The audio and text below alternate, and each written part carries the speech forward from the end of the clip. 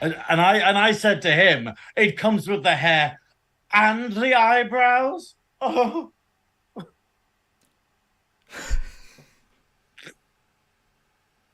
there's no context at all for anyone watching what we were just discussing there. But it is Goodwill's quote of the year from me, which just like came out of nowhere and just had me laughing my tits off before we'd even started. Hello. Space. The final frontier. These are the voyages of the starship Adequate. Our continuing mission until we are cancelled and replaced by something far superior. To review every Star Trek episode and movie in existence. To seek out new guests and make them very uncomfortable. To boldly go where many other YouTube Star Trek shows have gone before. It came with the eyebrows and moustache. It is Friday night. It is Trekking Up North. We are live. Good evening, good afternoon, and good morning to all the lovelies on the planet Earth and beyond. I am your host, Captain Goodwill, and joining me as ever is the fabulous, delectable, delicious Geesian from the planet Honk, Science Officer Synoiz. They will never know what we were on about. They will at some point, I think. But yeah. I do declare. Foreshadowing. I do declare. But Plot but device. I love though that we've got an episode about Borg today, which is wonderful because this is a fantastic episode we're going to be talking about. And you got into the spirit by turning your room into like a Borg cube with like the worst cable management in the entire world. So yeah, currently with your new computer. Currently, guys, if you hear noises, I can't be responsible for it. The Adequate is no longer adequate. It is more just a mess of cables. I am in between setups, as they say. I am transferring to a more powerful desktop PC in order to do Nerdy Up North stuff. Because my 7-year-old laptop has the audacity to start to give up the ghost. So I'm putting it out to pasture. It's going into light duty mode as of this week. So I've invested in a PC that is, I think, 5-6 times more powerful than my laptop, which is obscene for me. But that is crazy, that amount of power. I do like the idea because the last 2 weeks we've basically gone, whenever we start the stream, we're like, is OBS gonna die? It died earlier on and it froze, and it was like, I was like, keep it, I'm giving it all she's got, Captain. But I've like, everything came this week. Everything was down to be delivered tomorrow. Everyone came today. The tower arrived today. The tower arrived today, but everything was scheduled for a Saturday delivery. So I was just like, I can do one more episode. It will be chill. Everything will be sorted. Yeah. And then they were like, nope, your cables, your monitor, your table, everything is here. But I'm just like, fuck. So I've sort of ripped out half this room and rebuilt it and wired it and everything. But everything is just...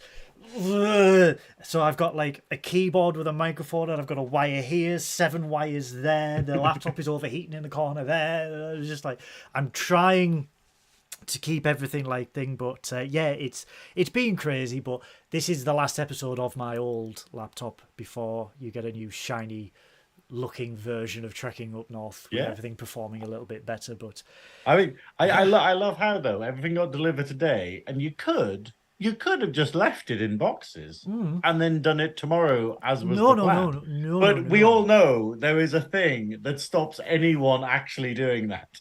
You know, as soon as it gets delivered, it has to be set up. But I had plans. I had plans for tomorrow, and the desk came, and the desk was like big and shiny and new, and I was like, I'm going to build this, not realizing that it's 9 o'clock on a Wednesday. And really, I should be like relaxing. And I was like, no, but yes, I think everyone in Nerdy Up North has sort of thought that I need to get a life because I've just been buzzing over my new shiny desk with a wireless charger in it. And I'm just like, you can put my phone on it and it charges with the power of air. It's brilliant. But no, like, so I'm in between setups. But other than that, how are you, Synoiz? I'm good. I'm good. I'm finally not ill. Like it was just awful. That illness I had. Luckily, everyone seems to have it at the moment, so everyone can empathize. Because it just vanishes for a couple of days and then it comes back again. But yeah, so this weekend was a total write-off, which was awful. And then Monday was a bit of a write-off, and then Tuesday I'm perfectly fine. I'm like, okay, right, cool. So I've managed to actually feel like I've caught up on things and got some stuff done, which is quite nice. Good. And yeah, and just enjoying doing this again. And I'm actually going to be streaming after this, which is nice because it's been like 2 weeks now, 3 weeks. I can't remember. Zut alors, he's going to be streaming. Ugh. Oh, Sacre honky, bleu. honky, honk. Will you? Speaking of French, will you be streaming? Speaking of shit Canadian, shit Canadians, we'll get to the nice Canadian shortly. But will you be streaming what was the game called again? Ad Infinitum. Yes, I'll be streaming the wartime game again, which is the first game I played to make me jump because it is very, very creepy. But yeah, we'll see if I can get a bit further on that. But yeah, I'm excited for it, but it does actually freak me out, which is good. That is fan dabby dozy. I can't wait for that. We do love a streaming. I think it's great. Like, were you streaming on Tuesday or did you miss this week? I've had to, with everything going on in the personal life, I've had a bit of shore leave from streaming, but I am looking to be back. Possibly a week on Tuesday once I've got everything set up. I want to get everything installed and get everything like set up layout wise. Don't rush it, man. So I've got a few games planned, and ironically we were. I was like, ooh, I've got like a 4060 with ray tracing, and I'm like, what games have I got to play? And then Power Wash Simulator were like, hey, Back to the Future DLC's just come out. Do you want to clean the DeLorean? And I'm just like, yes, like I really want to clean the DeLorean. So I'll be looking for that. I've made the jokes that I will be playing Euro Truck Simulator with a trailer full of Paul's faces. It ain't no joke. I've actually got some software to design my own trailer, so it just will be Paul's face all over it. So it's going to be Hall Paul or Paul Hall, depending on I will tune in for that because that sounds absolutely insane. I love that. It's going to be like it's going to be a power wash where it's just a chill stream where I'm just blasting down the A1 talking to people in the chat. I think that's just going to be the best thing to do. But no, I have actually been, apart from everything else that's been going on this week, which everyone knows from last week, still horrible, but hey. I have been planning guests for. Well, this is the crazy thing because the floodgates have opened now. Now that the actual strike is over, it means that we can actually go to people and be like, "Hey, tell us all those things that you weren't allowed to tell us before, and also, do you want to come on the show?"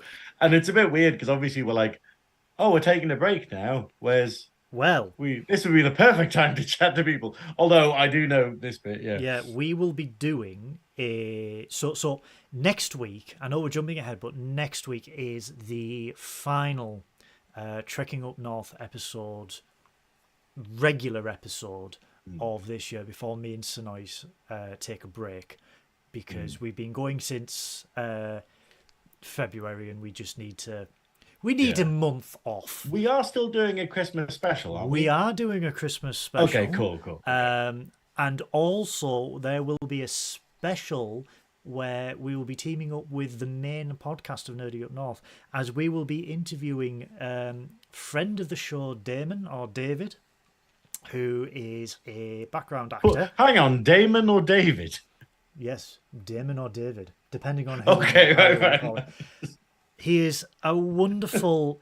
He's a wonderful human being. The bastard made me cry yesterday because he sent me a video message wishing me well and everything and the family well, and it sort of set the waterworks off because I didn't expect it. And it was absolutely it was wonderful. And I also had shout out to Joe from Captain's Quadrant. He telephoned me, and was when did he telephone? It was Monday.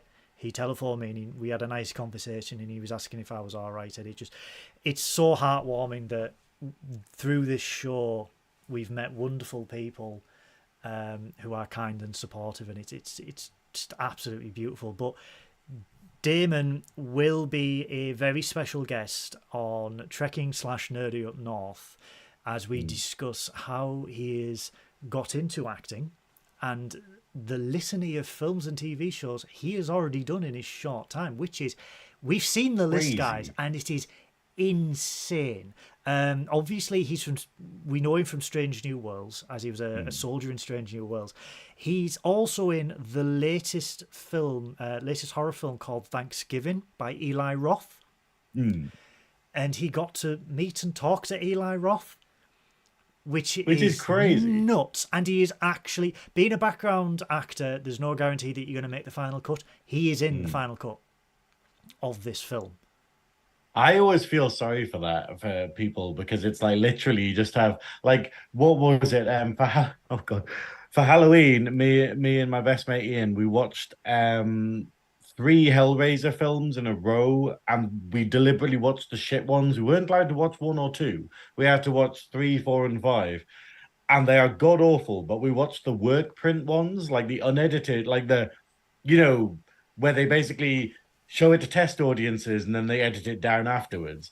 And there were so many scenes in both of them that just have people that aren't in the actual cut. So these poor extras or whatever, who were meant to be in a shit film, but also didn't even make it into the shit film. So they still got paid, I guess. But, you just go, oh, you ended up on the cutting room floor. It is a big risk being an extra. Yeah.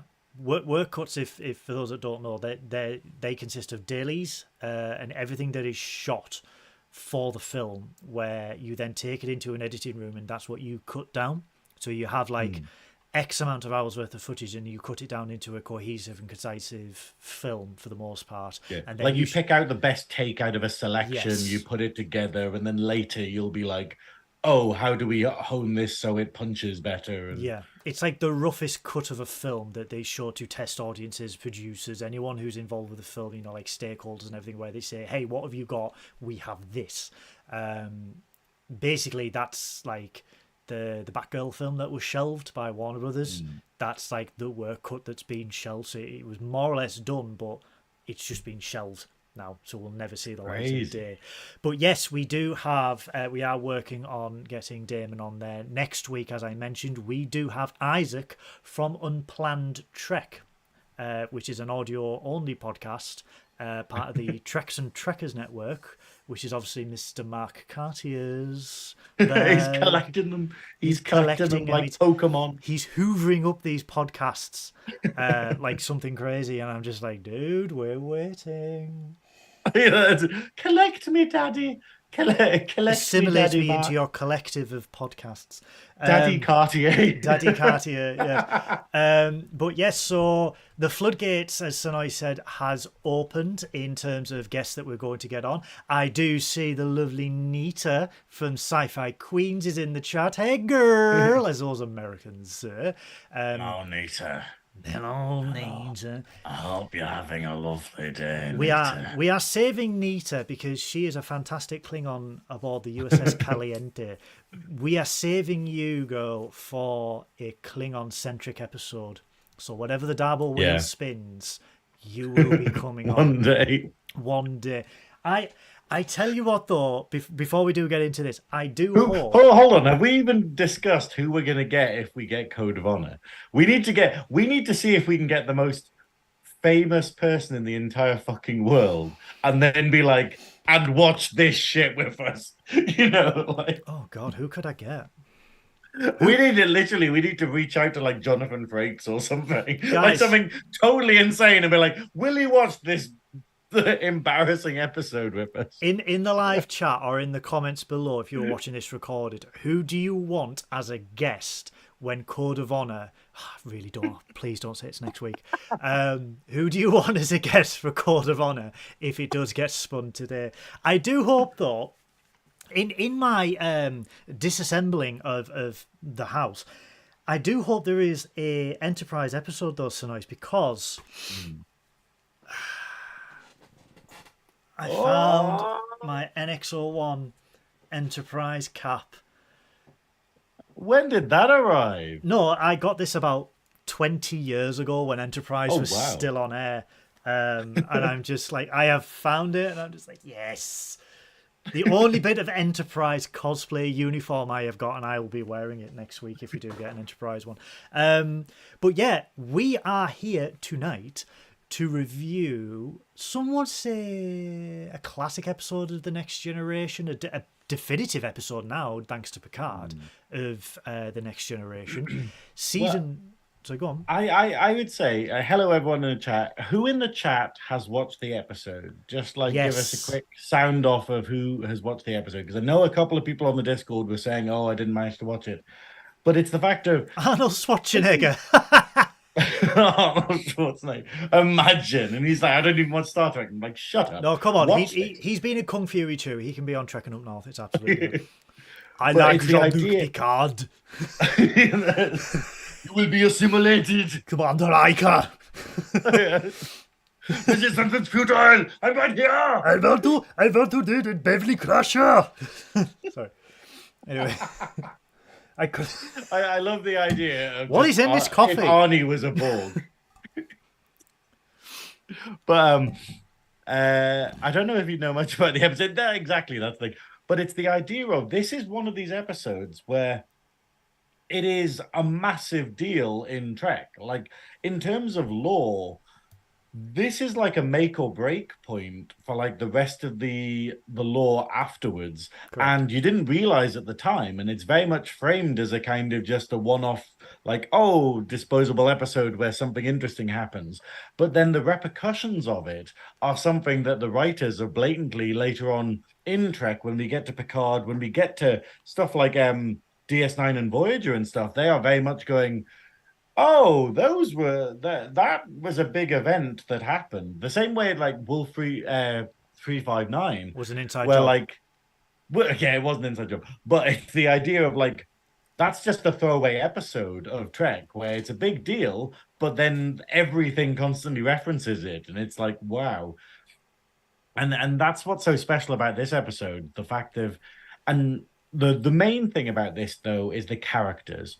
Every character gets a wonderful portrayal in this. Every character gets to be themselves. They get to sort of have their own stance on the situation, and they get to, I don't know, you just feel like you walk away being like, wow, this is some good writing and some good acting. And like, yeah, we get Guinan. We get like a lore on Guinan, but also we get to see a different side of Guinan in this episode, which I think is wonderful. I think. Yes, I'm gushing about it, but this is phenomenal, this episode. This is a Crusher and Geordie centric episode, because we get to see a side of Crusher where she just butts heads with the chain of command, with authority, and vehemently disagrees with the decisions that are made up above. Hey Joe, I've already given you a shout out, boy. Hey Joe, I see you. You're not getting another one. You've already had your shout out. Very. Oh, I love my Joe. I love my Joe. But this is a Crusher Geordie centric episode, I would say. But you are right though, because I would disagree though. I wouldn't say it was a Crusher and Geordie centric. I think it's everyone. Like I'd say the only characters that don't really get a say in it are probably Riker and Worf, maybe, but everyone else, like, yeah, because obviously Picard's essential in it. You know, Geordie's essential in it. Well, Data doesn't. But it's I like how every character is used in this one. I think that's really important. Are you disagreeing with me? Yeah. Are we going to have to go to Holodeck 1 and have a twain off? Oh, don't you! I do declare! I do declare! I do declare! I say! It's not that severe a disagreement. Not that severe a disagreement. Every disagreement can be resolved, boy. I say with. Why do I sound like Foghorn Leghorn? Every disagreement can be resolved by talking like Mark Twain, boy. Could you mix them? Could you be Foghorn Leghorn cosplaying as Mark Twain? Wow. that is Horn Twain Horn. Mark Horn Twain Horn.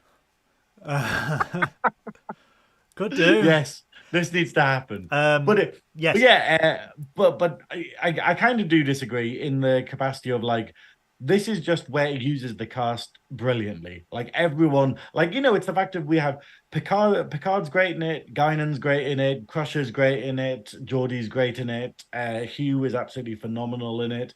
And that's great. Like, going from episodes where they just go, oh well, here's like two characters, like, it's good to have this. But I do agree with you that this is a pivotal, defining episode in Star Trek history, because this is the first time where the Borg is humanized. Because up until this point, we have just known the Borg as mindless drones. They are a hive. They are just bent on assimilating and destroying. They are something to be feared of. And this allowed us to have insight into the collective. This is the first time we hear about the hive mind, where they can hear voices, thousands of voices within their own mind, and they feel alone, and the sense of there is no individuality, and the fact that the Borg, it's sort of like the beginning of the law of Borg from the viewpoint of Guinan, from the viewpoint of Hugh. And this is the episode where writers took inspiration from for everything going forward in the Next Generation, in Voyager, especially First Contact, Star Trek Enterprise, and then obviously Star Trek Picard, where Jonathan Delacour came back.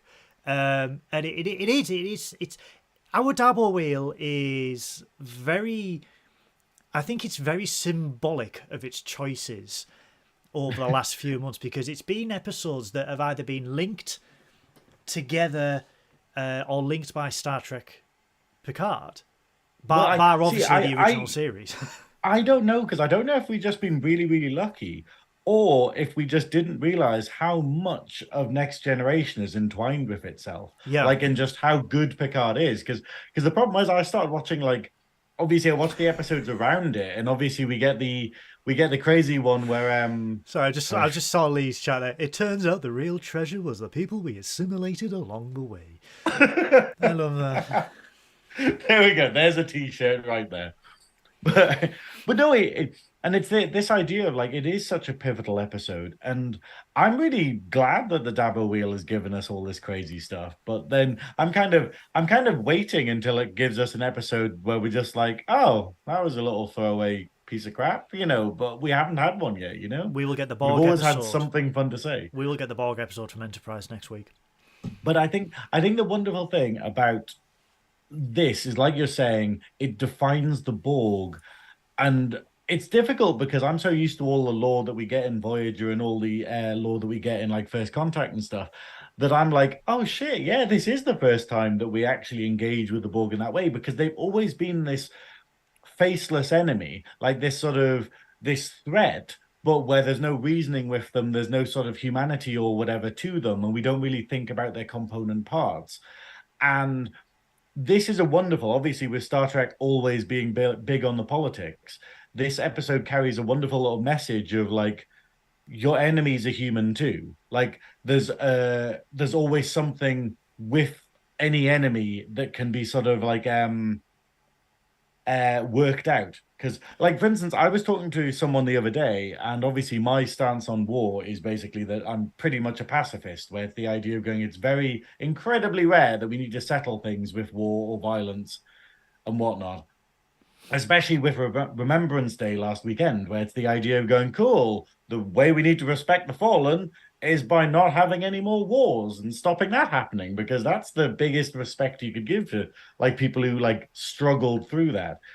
And this effectively, like, because when it's us and them, people just justify it. They just go, oh, well, they're Arabs, so we can just shoot them because they have a way of life that's different to ours and stuff. And you're like, yeah, but at the end of the day, they have families and feelings and likes and dislikes. And, when you drill down to it, they're not an evil. They're just a person with reasons.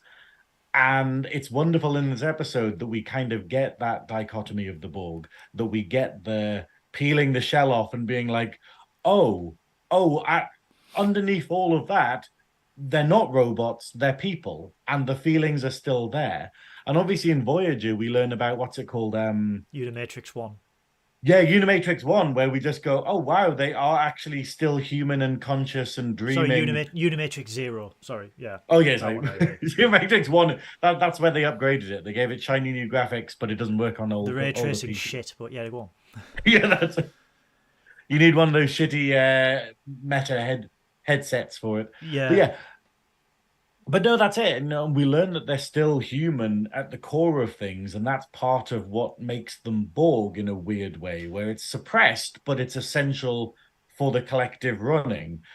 And it is kind of fascinating a little bit. Like, but yeah, anyway. But it's very that's the easy political though. message that I took from it, But where you're just going, yes, they're an enemy. Yes, we should wipe them out. Oh, but they actually are people at the end of the day, you yeah, know. because it's very easy. It's very easy in war to see the enemy as just an enemy and not realize that they are also human beings who were born, were raised, were have learnt and loved and laughed and everything. Live, laugh, limp biscuit and what have you.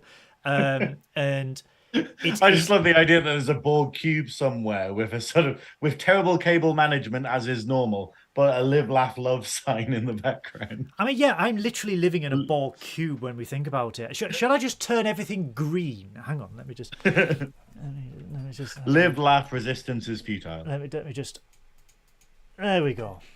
There we go. Okay. Yeah, so I'm currently in the Borg cube, but yeah, and this is a poignant episode because it goes, hey, we are at war, but let's not forget that the enemy that you are fighting, yes, they are mindless drones, but behind the facade of the mindless drones, they are still people who were individuals, and their consciousnesses are still there, and how easy it is once they are disconnected for that person to regain their not memories but individuality. Yeah. All I the mean, that's time. it. We can see the collective as a metaphor for brainwashing or doctrine, where it's the idea of any enemy or whatever, no matter how like crazy or like sort of convinced that their way is the right way, once you get past that doctrine, that smokescreen, you go, oh, actually, I can reason with you, and actually, we have common ground, and this is a wonderful thing though because this episode does that, but it doesn't soften the Borg in the way that Voyager does by making it so that they're easily defeated. Yeah. It kind of makes the problem harder, effectively, because obviously, as we'll see in this episode, they go, "Cool, we have a way to wipe out the Borg," and then they go, "Oh, it's a lot harder to attack the Borg now that we know that actually they're people underneath all of that." Yeah, it's easy to it's easy to go, we will commit genocide, quotation marks, and then they go, oh, actually they are still people, so they are not completely just undead hives, they are actual living individuals, however they are dormanted because they are in a collective. And so yeah, it's really interesting. Let's get into the episode, because the whole episode starts, and again, loving the Next Generation. 45854.2 season 5. I wrote it down because it is so lovely that day. 45854.2. Like he just bounces over it. I love it. Yeah. And keeping with the tradition that started with the Next Generation, that it's 4 and then the season number. So it's season 1 was 4-1, 4-2, 4-3, 4-4, 4-5. So if you're ever watching something on TV and you go, what season is that? Listen to the star date, and then you'll go, season 6, season 5. They are charting 6 solar systems, and they detect a signal from a star system that they are currently in, and it's emanating from a small moon orbiting the 4th planet. They go to the moon. Riker and Crusher with a medical team beam down because they could be potentially survivors, because they think it's a distress signal.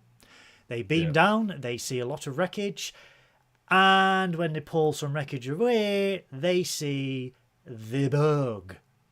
It is a Borg. Le Borg. Le Borg. Le Borg. Le Borg. Le Borg. Où est le Borg? Yeah. Avec moi, Le Borg. Oh no, sorry, Borg are Swedish. Ooh, Le Borg. Fleur de Borg.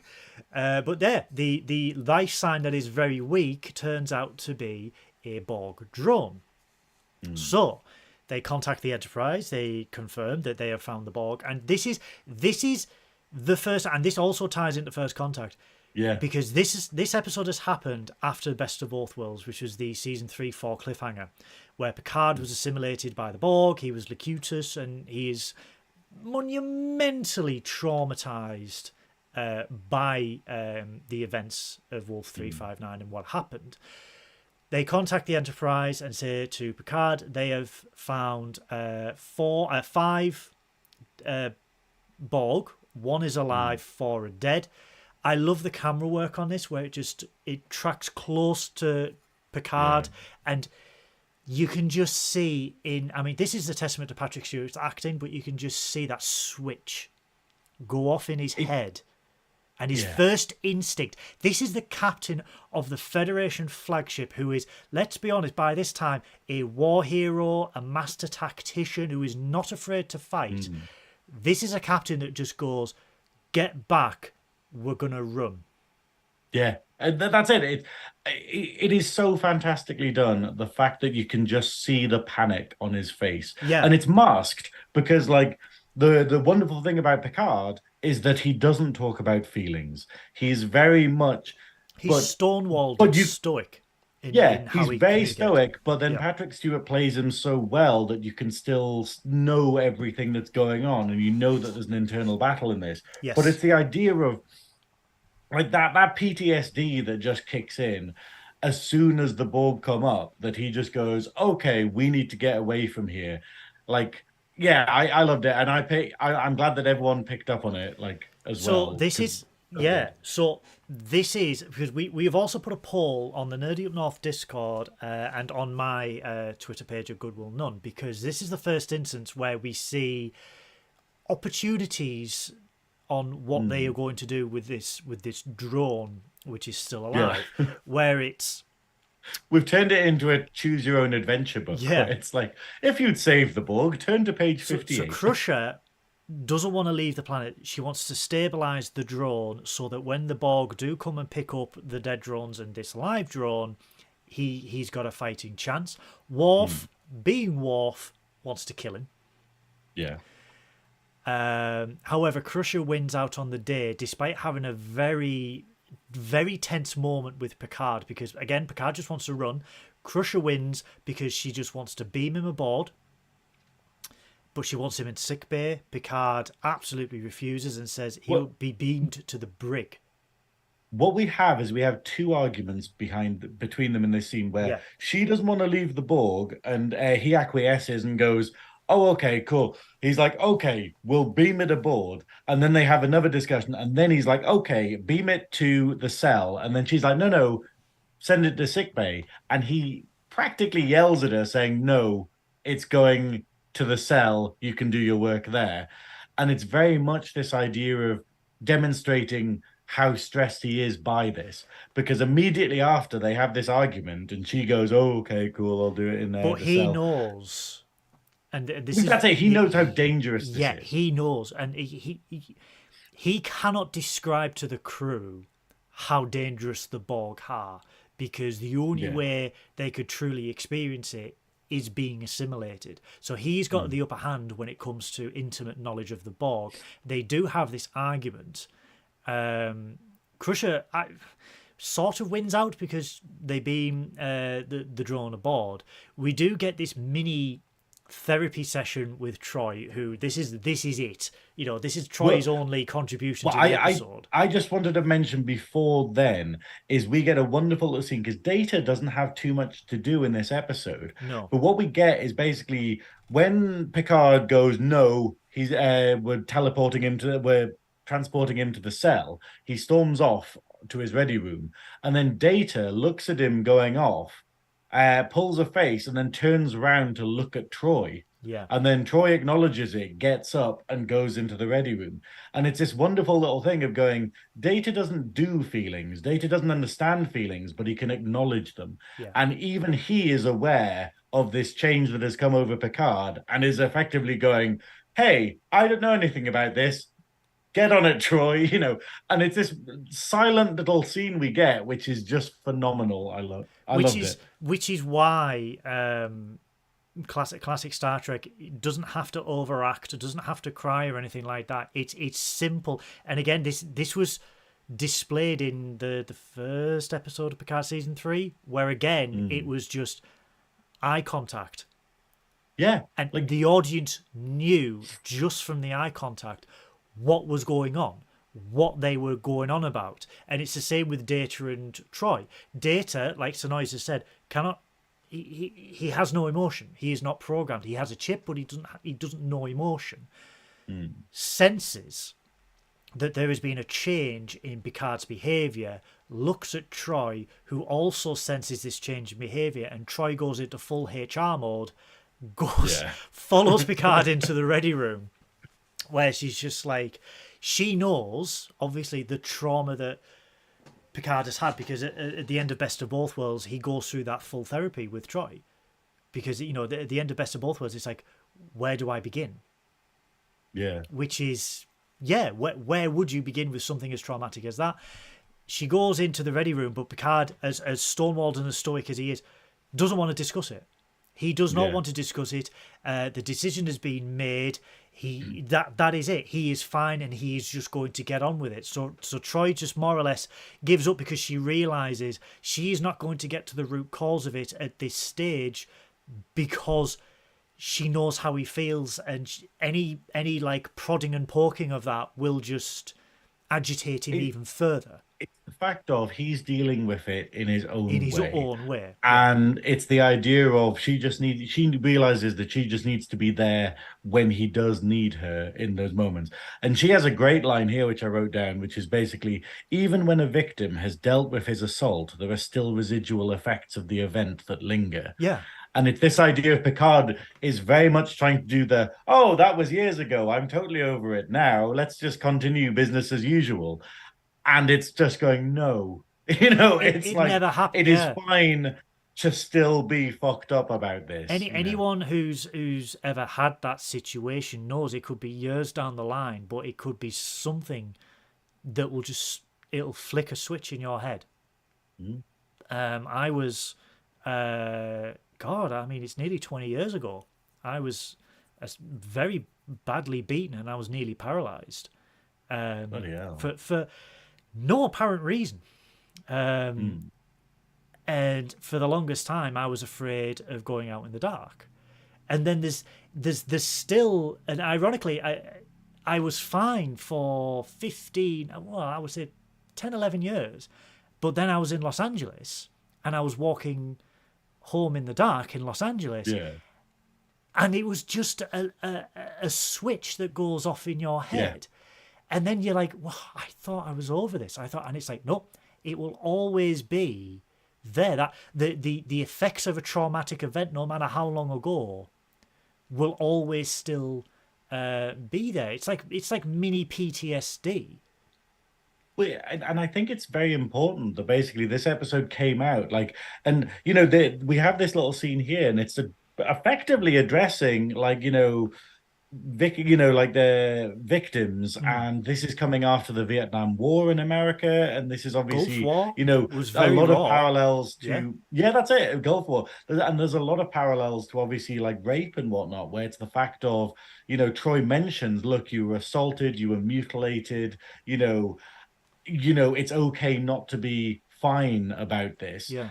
And it's like you're saying, it's very much like people who have suffered like that, it's fine that they get twinges. Like, you'll get stuff where if someone just touches you a certain way, your brain will just be like, nope. And you don't mean it to happen. And then you can control it. And the trick is reeling it in and going, oh yeah, cool, don't react that way, kind of thing. But the brain immediately went there.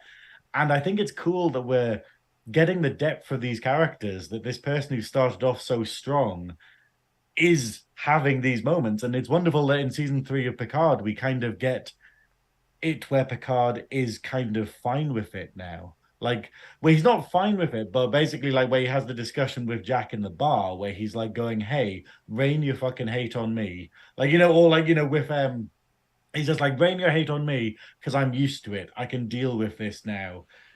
And I'm still not perfect, but and that's a wonderful little progression, and this episode is part of that tapestry of it's Picard's, the first part of healing.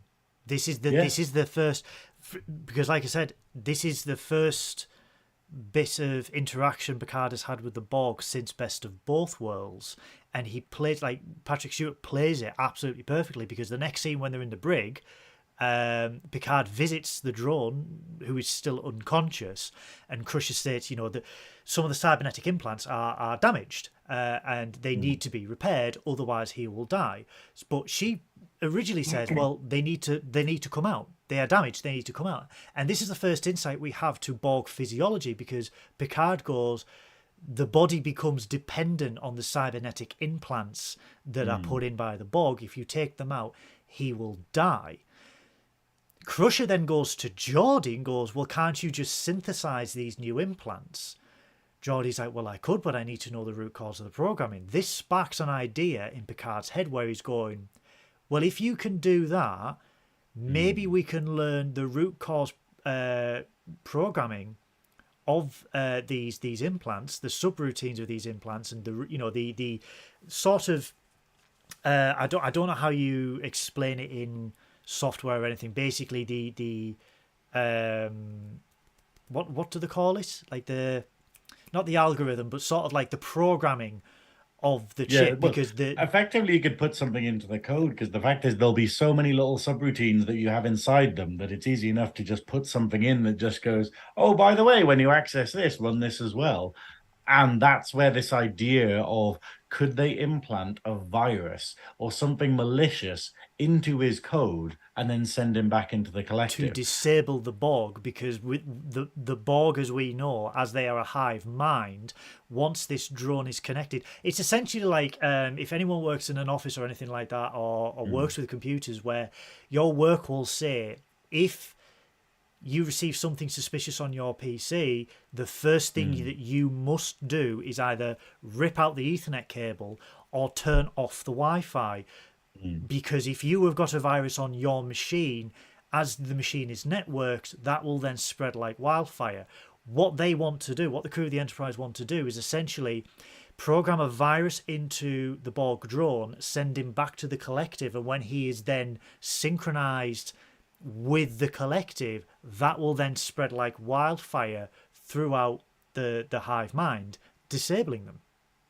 And this is the crazy thing, like, as we'll get into it when Data is explaining the plan later, but it is actually kind of genius the way that it would work, because sorry, I'm just so the chat is wonderful tonight. Borg MILF 101 wants to connect with you.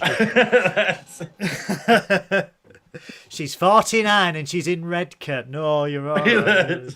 But yeah, I love the idea of just all you do is put spam into the collective. You just start putting pop-up ads in. Well, that's essentially, though, you say that, but that's really what the plan is, as we find out later in the episode. No, not necessarily, because if it was like a pop-up or something, that would be like a sort of an annoyance. What they actually are planning is the idea of making it so that you just break everything, because a pop-up is something that might slow things down or whatnot, but what they want to do is they want to put something in that the Borg will they can't solve. They'll dedicate it's a problem they can't solve, so they'll dedicate resource to it, to the point where they'll have so much resource going into it that it then, because they can't just give it up. It overclocks like, they can't them. just not understand it, and then it'll just lock everything up. And you're just like going, and it's a wonderful idea, and it's crazy thinking that this came out in like 1992. I mean, essentially, we could have just tasked them with mining Bitcoin.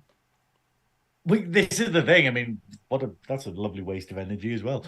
But thankfully, I think it's dead now.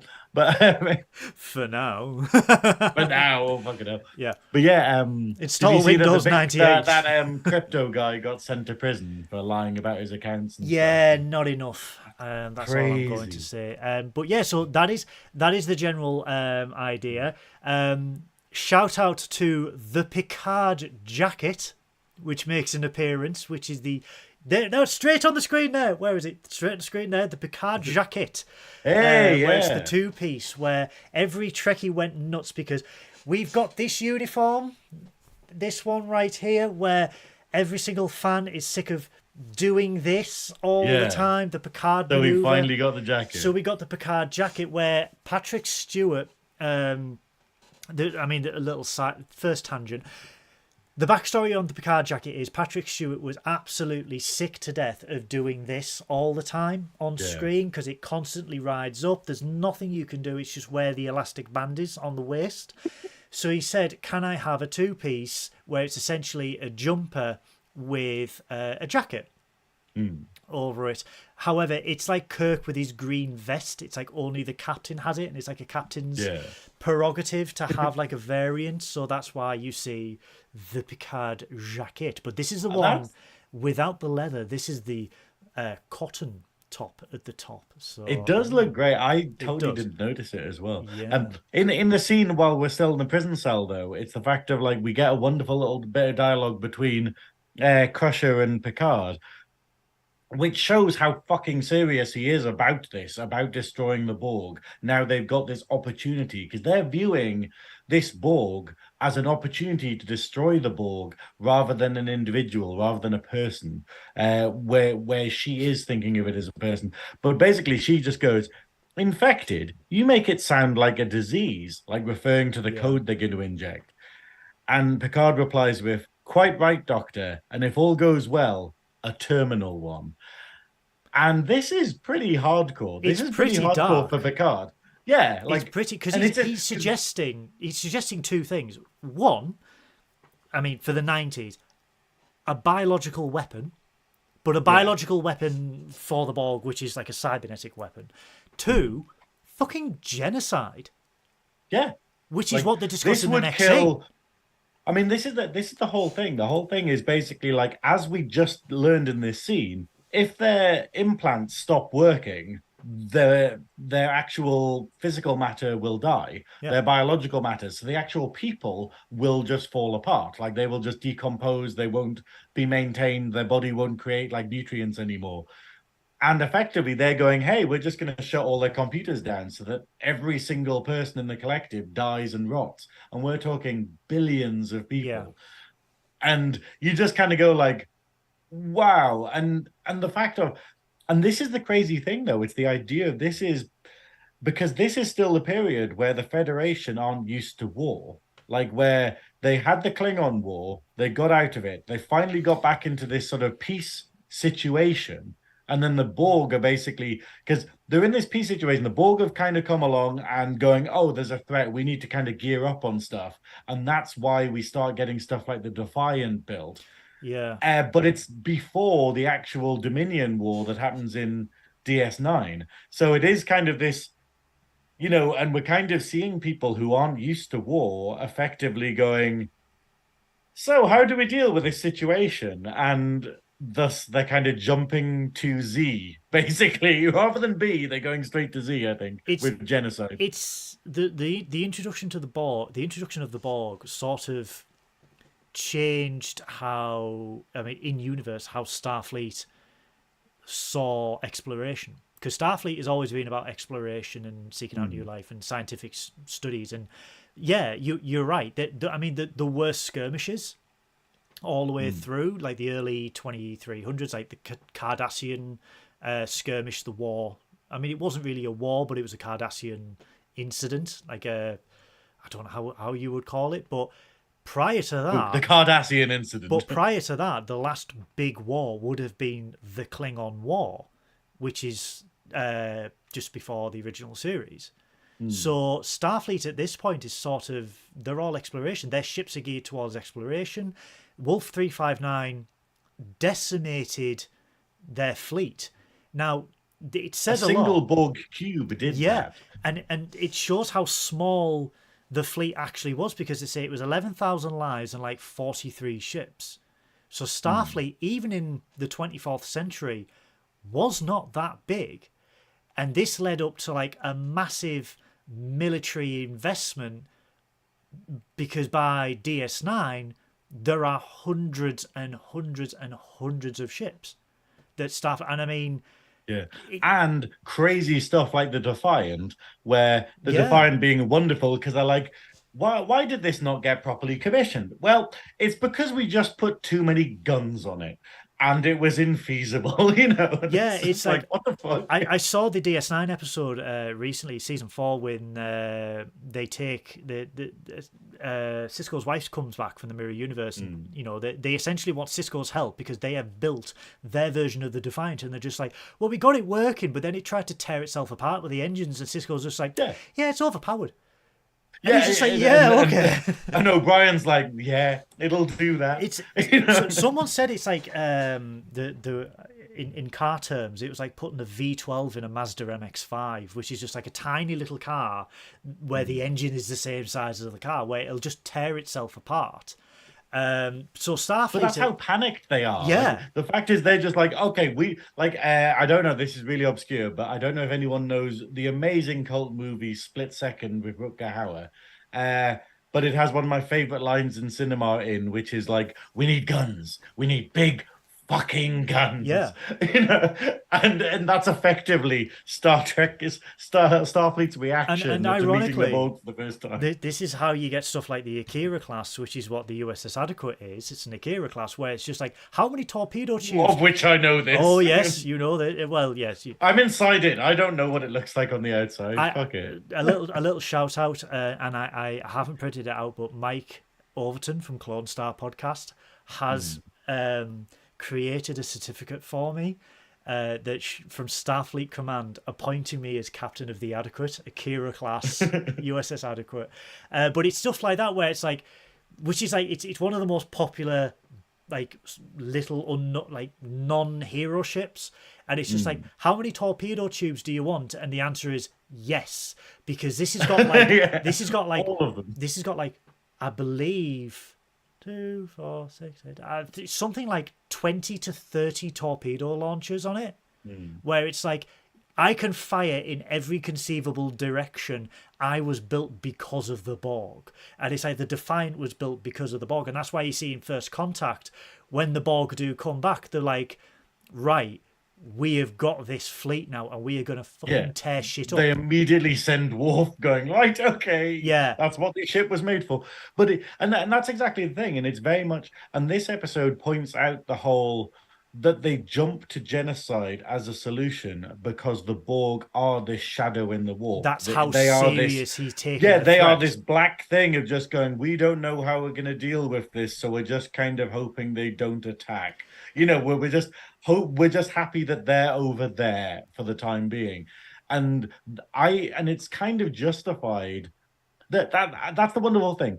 Everyone's actions in this episode are justified. That's why we did the poll, because everyone has a reasoning behind their stance on things. And at the end of the episode, we'll reveal the results of the poll, because it has been quite divisive all the way through. Has it? Yes. I checked it earlier, but I don't know what's happened now. Hey, Damon, how you doing? We were just talking about you. We were talking about you, Damon. I was like, oh my God, Damon. Oh my God. So dreamy. He works with Eli Roth.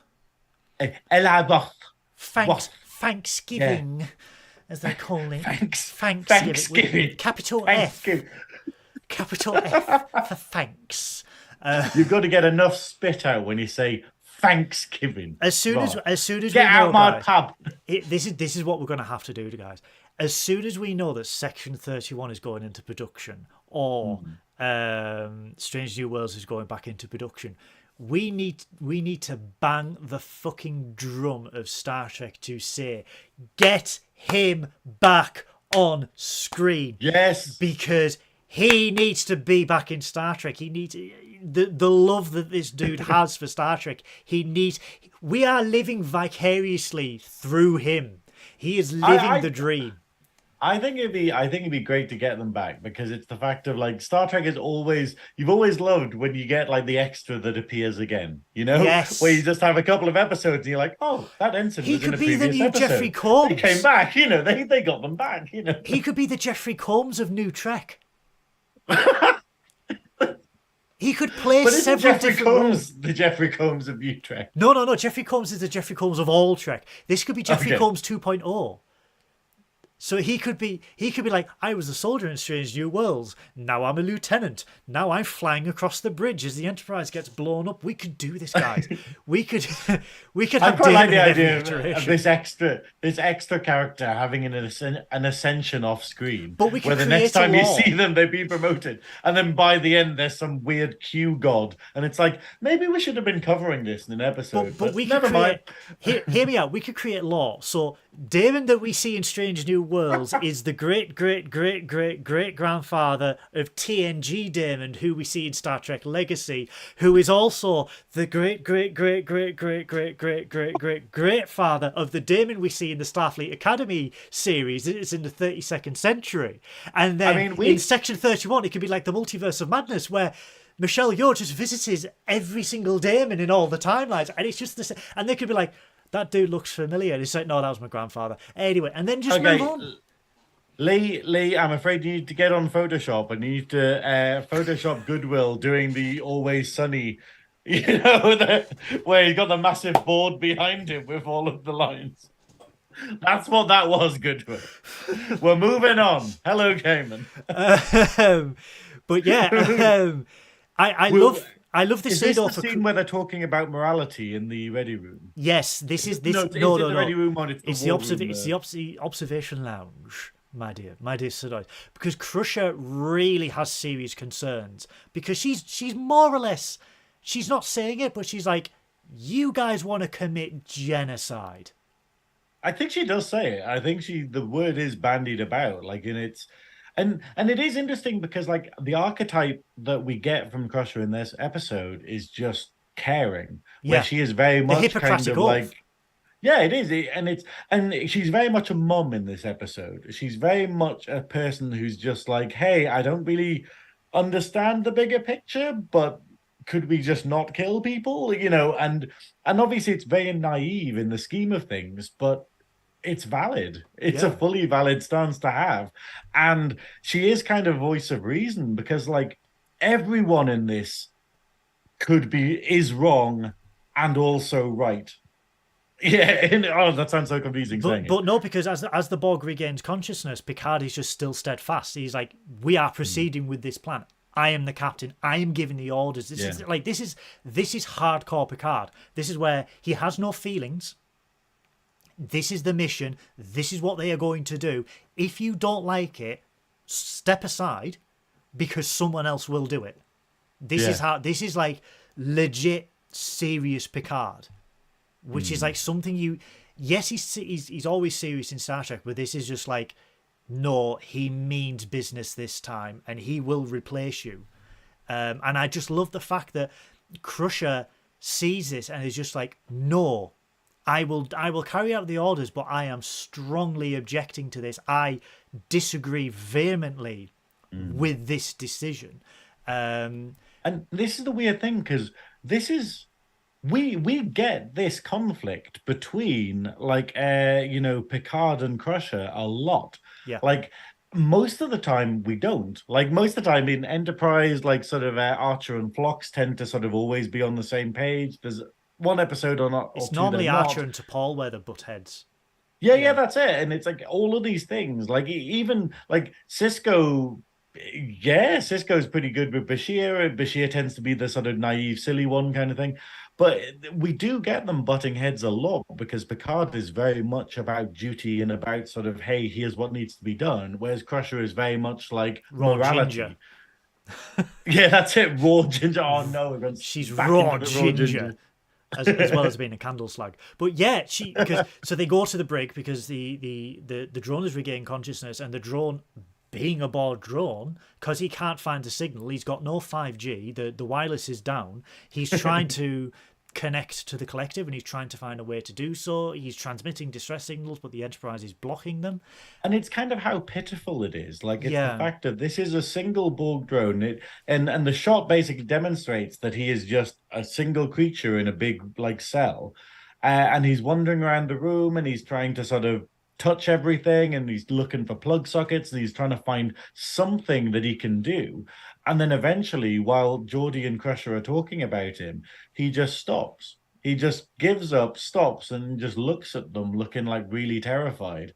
And Crusher obviously is going like, hey, he looks scared, Yeah. and it's that weirdness there of this is the Borg, this is the death of worlds, and effectively they're just going, wow, It's it's really human. it's really good though that I think the casting for this was brilliant because Jonathan Delarco is perfect for this because he's got that youthful. I mean, guys, I was shocked when Synoiz said that filming this 30 years ago he was 26. I could have swore he was 17 because But he's this is the got weird that thing. youthful look in his face, and I think the fact that he looks so young, he's able to portray fear, but fear as a drone, where it's just like very little emotion. It's just the very subliminal, very little facial expressions.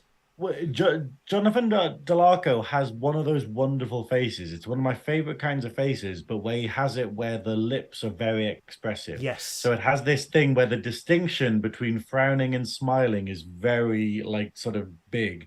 And and it comes on immediately. And so it means that as over the course of the episode, as he starts being a bit more human and a bit more emotional, all it takes is a little twinge of his face. Yeah. To to change the mood rather than someone who is like very stoic and very sort of with one eye as well. Wonderful casting.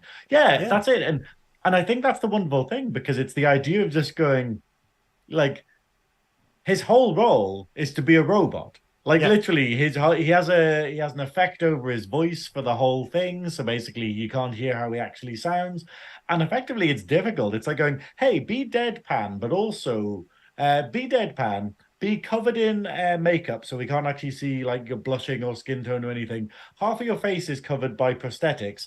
But also be really emotional and let us know how you're feeling at all times.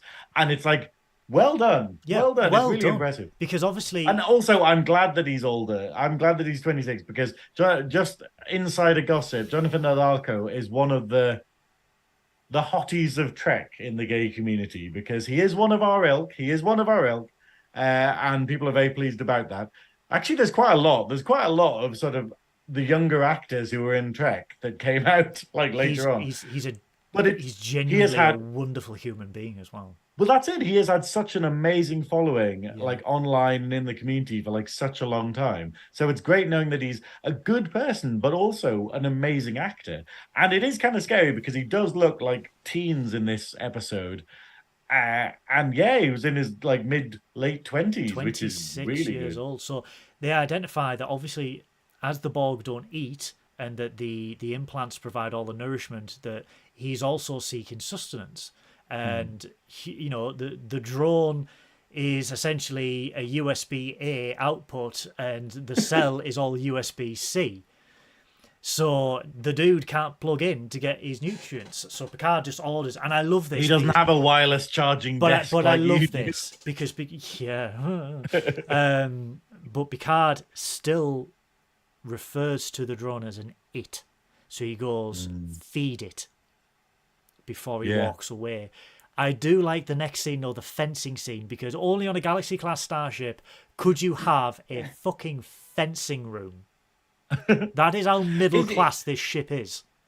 Well, I wasn't sure if it was the holodeck, and then it's it's a fencing room. No, it's a room. Yeah, it's actually there's a Starfleet decal. But the two people that use it. Yeah, there is a Starfleet decal on the backdrop that says fencing.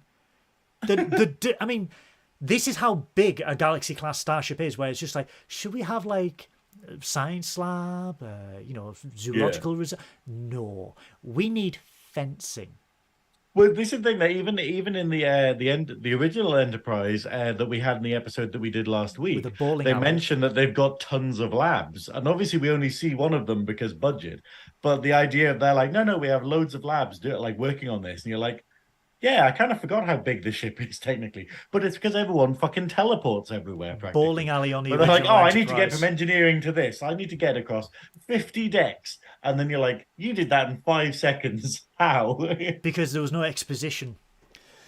So, yeah, a nice little fencing scene between Guinan and Picard. Guinan, Whoopi Goldberg, as we all know, huge Star Trek fan, very wise she is essentially the wise bartender that was introduced in season 2.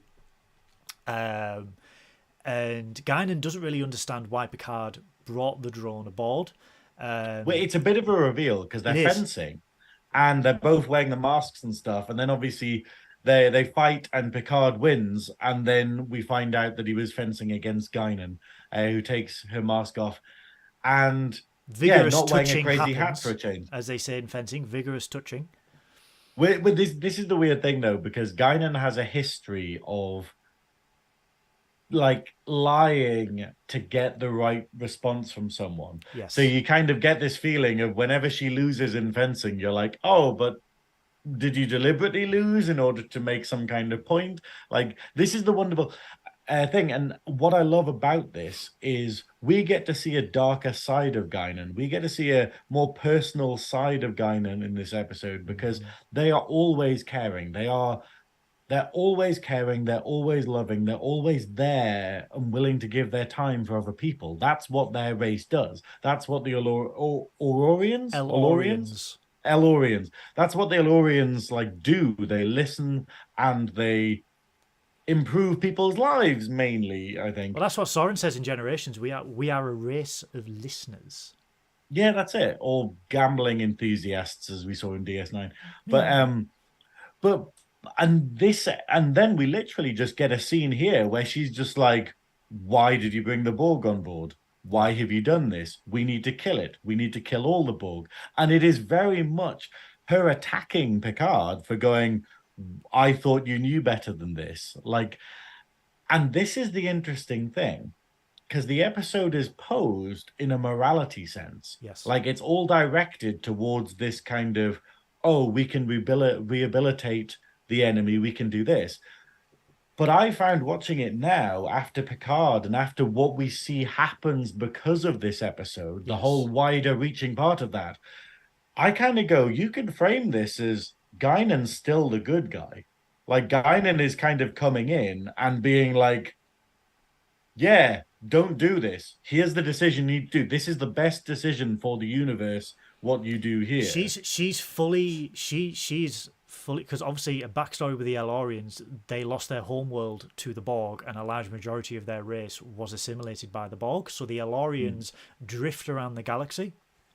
Because we see Guinan in season 2 of TNG, but the origin is she was saved by the Enterprise B as she was part of a refugee transport coming to Earth from the attack from the Borg.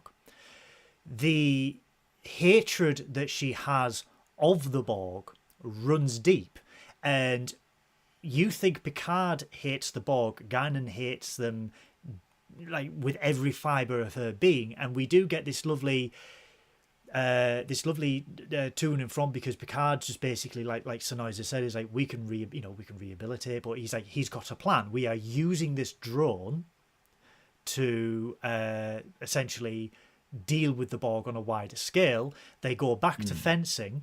Guinan fakes an injury, so Picard takes sympathy on her, lets his guard down, and then she gets the touch, which is like a stab in fencing, killing blow. And she goes, you felt sorry for me, and look what it got you. Yeah, and it is very much this whole, like, whatever your plan is it worth playing with fire? Yeah. Because we all know, I mean, at this point in Star Trek, we all know how dangerous and how terrifying the Borg is, and how they will not stop because they have got no reason to stop. So they will just continue wave after wave after wave. And she's sort of like, basically, you should have just left them, destroyed them, or just ran. Run away. Don't put everyone at risk because you felt sympathy for one nameless drone out of billions. And sorry, Karen. No, go on. No, but and so what we're seeing here is we're seeing Guinan's PTSD reaching the surface. So we're Yes. getting it from both Picard and we're getting it from Guinan, where someone who is so cool-headed can also be a no, stop this, get out of this situation, run away, because that has been her solution. Like she only survived because she ran away. And it's seen like it's really good to see Guinan like that, because we've only seen her react once or twice before. Once with the Q, obviously, because we all know what I mean.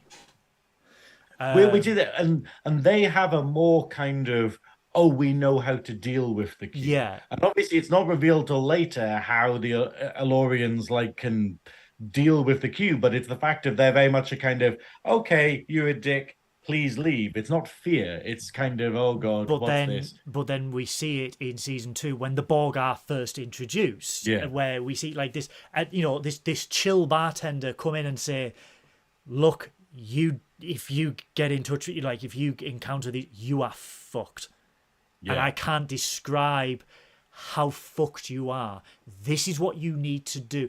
And Starfleet being Starfleet, don't just run away, but she's turning around and saying, you need to run and you need to prepare and bide your time, because if they get it, it's like she doesn't reference it on screen, but she parodies it like Bloodhounds, where when they get a sense, like a smell or a sniff, they will not let go. So she's like, if you meet them now, you better be prepared for it. And I love the fact that this ties in, because we're on about like it was inevitable that we were going to encounter the Borg in that episode, and it's like it ties into the season 2 episode of Enterprise, where in 2152 they sent a signal to the Delta Quadrant, but it won't reach them for 200 years, and then 200 years later you see the Borg heading towards the Alpha Quadrant. But it's surprising at this stage in Star Trek to see Guinan so rattled, but so determined in her belief that no, let them die. Yeah, which is the opposite. The opposite of her usual stance. I absolutely love this scene, and Guinan is so amazing. Whoopi Goldberg is so amazing. It's why Picard season 2 was such a slap in the face, that they were like, we're getting Whoopi Goldberg back for 2 episodes, and you're just like, and we're gonna give her shit dialogue. It was very annoying. But Guinan is one of the highlights of Next Gen for me. But back in the next scene we get is where Geordie's installing the plug socket, isn't he? Yeah, he's installing the USB-A for the drone, and this is where we see the drone become curious in its own individual way, because obviously being the Borg, he's like, we are Borg, you will be assimilated, blah blah blah blah. The drone states that we must return to the collective. He's still using a collective pronoun, we instead of I. We find out that his name is... Because the Borg don't use they don't use any individual pronouns. No, because they are all one. They don't say I. Everything is we or us. Yeah. They are all one. He identifies himself though as third of 5, which is the third drone, because there was 5 drones in the ship. He was the third of those 5 drones. He installs the conduit, so the drone begins to feed, and then the drone sort of asks, why have you why have you done this, which is the first sense of individuality that we see from this drone. Why have you helped me? And he's just like, it's what we do. It is what we do. We help, we explore, we study. I put a little note here, and I know it's daft because it's going to take out, but the backdrop of the brig was an old bridge set which they used for some like season 1 and 2 starships and the Enterprise C and stuff like that, and they've just redressed it as a brig. I didn't know that. Don't ask why I know that, but so the drone is asking why are they helping. The lab is the next scene, where again it's a good dialogue between Crusher and Geordi, because Geordi reveals that he's rationing the drone's food, essentially, and basically he is dealing with the drone in a scientific way of going no, it's not Schrodinger's cat, it's who's the guy who rung the bell and the dog ate the food? Oh, Pavlov, Pavlov. yeah. Yes. And he's doing that where he's basically going, hey, when I starve the drone, it starts doing what I say, so we can kind of condition it this way. And and obviously I'm quite impressed that he's done this in a matter of hours, because how many times does a Borg need energy? But still, He's a growing boy. but it's the idea of he's still thinking about the drone, not as an individual, but as a sort of a puzzle to be solved, Yeah. Whereas Crusher is very much thinking about it like a lost child, which is how she's reacting to it. It's wonderful. Well, she compares how the way Geordie's treating the drone as a rat in a cage. Yeah. But Geordie justifies it because he's like, I'm trying to find out the root commands. I'm trying to find out how he ticks so I can perform the orders I have been given by the captain to, essentially send him back with this virus. The beam the drone. Yeah. Crusher has an amazing line when they're talking about the virus that she is like, I'm here to help, but I don't have to like it. Where she's got orders to help out with this plan to do the virus and keep the drone alive so that they can send this virus back. But she is very much protesting it. But this is the first instance where once they've beamed the drone into the lab, Crusher asks for his name. He says third of 5. They go, oh, that's never going to do. And they come up with the name. What was it? Hugh? But he's basically, what's your designation? And she's like, oh, I'm Beverly. I'm Geordie. And then it's like, oh, who are you? What? Or something like that. And he goes, I am you. And Geordie's just like, no, Hugh. So they give him a personal designation of Hugh. And it's a really cute little touching moment in this because they have a bit of a giggle, the first little giggle with a Borg. That's how monumental this scene is, that they're having a little bit of a giggle with a Borg.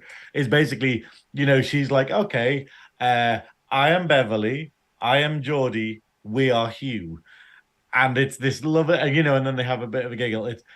And I also love the idea that throughout this scene, Hugh is saying to them, like, oh, resistance is futile. You will be assimilated. And it's very much the idea of a call center worker having a script. Like, having the sort of, oh, read the script, say the things, you don't need to mean them, but you're required to do them. And it feels very much like this half-hearted kind of, I don't really believe in this, but is there anything else I can help you with today? Yeah, resistance is futile, and you're collected, But this is again, though, as they are doing the test, this is the first insight we have into Borg lore, because he goes on about how he's cut off from the collective, and how he states that in his mind he hears thousands of voices all the time, whereas on the Enterprise he doesn't hear anything. And Crusher says, well, he must be lonely.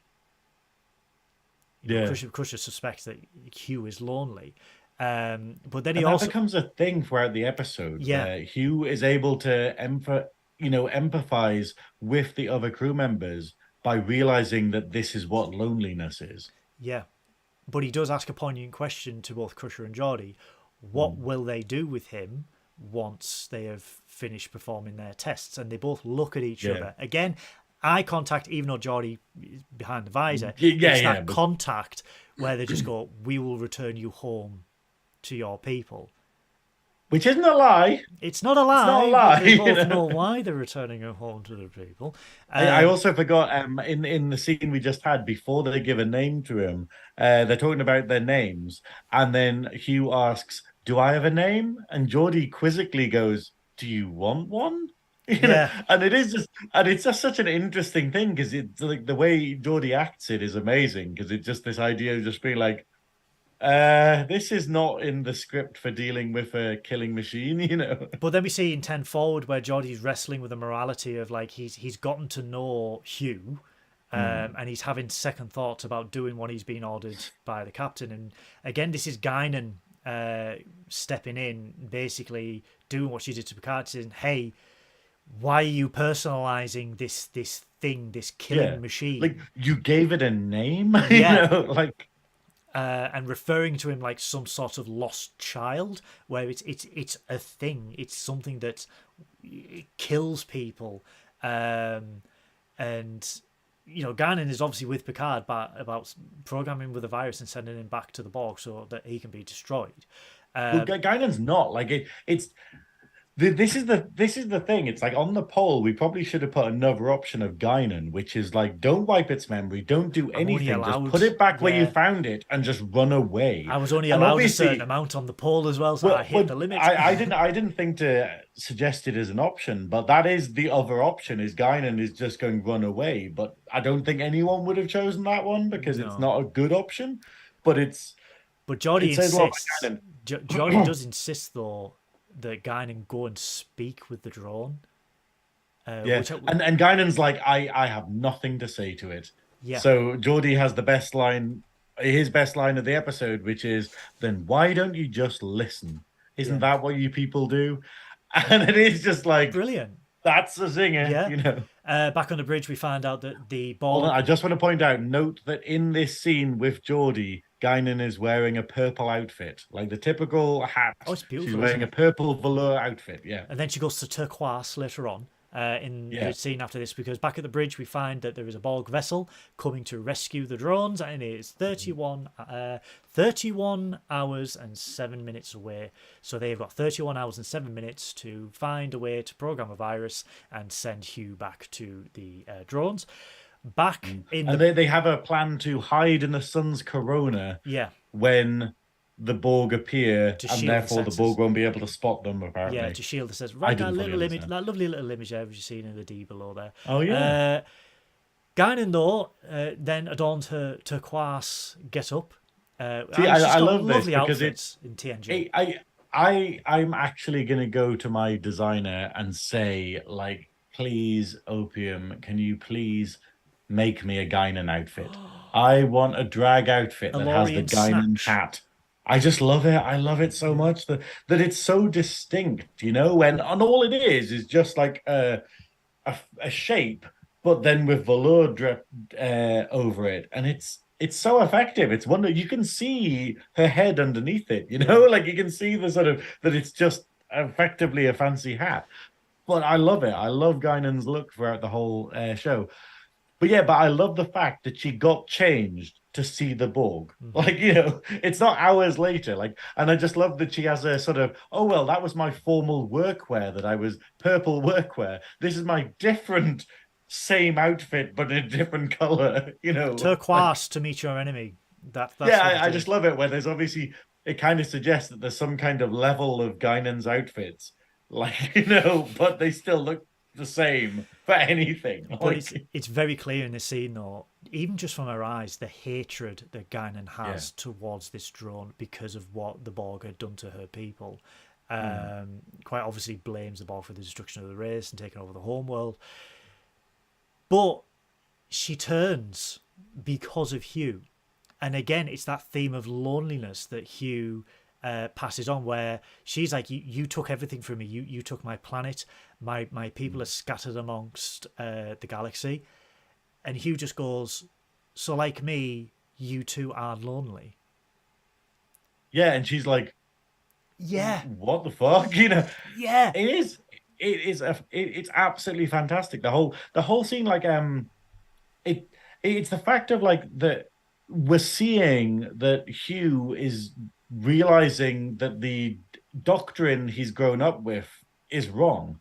Like, so in this scene, he meets someone who resisted the Borg and survived. So he's learned that resistance isn't futile. Yep. And then also it's the fact of like, because, she comes up to him and just says, oh, resistance is futile. And then he's like, resistance is futile? As if he's not quite sure. Like, it's like she's saying, oh, aren't you supposed to be saying these things to me? And he's like, well, I don't really know anymore. I don't, and he starts to question. It's wonderful. Yeah. And like we were saying earlier, Jonathan Del Arco's characterization, where you get this wonderful innocence and this wonderful kind of lost child like vibe from him very much in this scene, where she comes in on the attack and he's like, I don't know what's going on anymore. I'm just lonely and scared. And it's really touching. It's really touching. But then the next scene also when Geordi's studying his prosthesis, where Geordi's, because Hugh's like, why are you doing this? I'm studying your prosthesis so we can know more about you. But when you're assimilated, when we assimilate, we just know everything straight away. And he's like, we don't do that. And we don't want to be assimilated. We don't want to be assimilated. And he's like, the speech about individuality, where it's just like, if I am an individual, I choose my own fate. I choose what I want to do with my life. If that is taken away from me, that is a fate worse than death. Yeah. And then Hugh asks... Which is stuff that Hugh uses later in an argument, which is wonderful. That he's soaking everything in like a sponge. But he asks Geordie if Geordie gets lonely. And then Geordie comes back with, well, sometimes I do, but that is why I have friends. And I love this touching moment where Hugh's just like, friends? And he's like, yeah, people people you work with. He's like, is Geordie, is Hugh friend? And I'm just like, oh. See, I love that throughout Star Trek, like Next Generation, Geordie is the fucking bot whisperer. Like the fact that his best mate is fucking Data, who's a robot. He makes he has like sort of Hugh fawning over him. And then, he has a holographic girlfriend, technically. It's a touchy subject. I love the fact they tackle that head on. I do like that, but yeah, go on. No, I'm glad that they do. To be fair, we're not on that episode where but I was discussing with one of the former Mr. Gay winners, because they were on a TV show and they were talking about, is it okay to objectify men? And it's very much this kind of weirdness with the internet. Like I joke about celebrities and stuff. Like I'm talking about like Trip Tucker and stuff. We joke about Lee. Yeah, that's it, about Lee, where we talk about like how sexy people are and stuff like that. But it's the fact of you are objectifying them without their permission. Yeah. And the idea of them just being out there, does that give you permission to kind of lust for that? And what level of, when someone... Is someone allowed to say, no, you're not allowed to do that? And that's effectively that sort of consent that we kind of assume. Like, obviously, touching, we know touching is wrong. Mm-hmm. But then, when people have images on the internet or whatever, or someone does a thirst post on Instagram, does that immediately mean that they consent to that? It's the same as asking a woman, she was asking for it because of what she was wearing. And so in that episode with Geordie, we kind of go, wow, so her files are online, like a holographic model is online. Is it okay to fall in love and lust after them? And I hope we get that episode, because it's a wonderful moral quandary that we can parallel a lot to the world at the moment, It does bring up ethical quandaries in regards to holodecks and characters. Because it's just like, computer, bring me an avatar of Deanna Troi. And no one questions it. No one flags it. Like, you would think, in terms of something like that, it's like, you're on a holodeck on the Enterprise, right? Your superior is, I don't know, Kira Nerys from DS. I mean, we see that with Quark's Bar. We get a whole episode about that, but maybe they should do it. You know how? But the system doesn't flag it. But the system wouldn't flag it up. So if you're if someone, there should be a thing where it's just like, your avatar is being used in this, and it's just like, this is the whole point of this. Is why the SAG-AFTRA were striking about AI, where it's just like these studios were going, hey, we'll use you once, we'll scan you, take a sample of your voice, and then we will just use that and we will objectify you via AI. And it's a similar thing to what Barclay did on the holodeck in TNG. It's so wrong. Geordie, imagine if you took a scan of an actor and then you made them do something that actor wouldn't be comfortable with.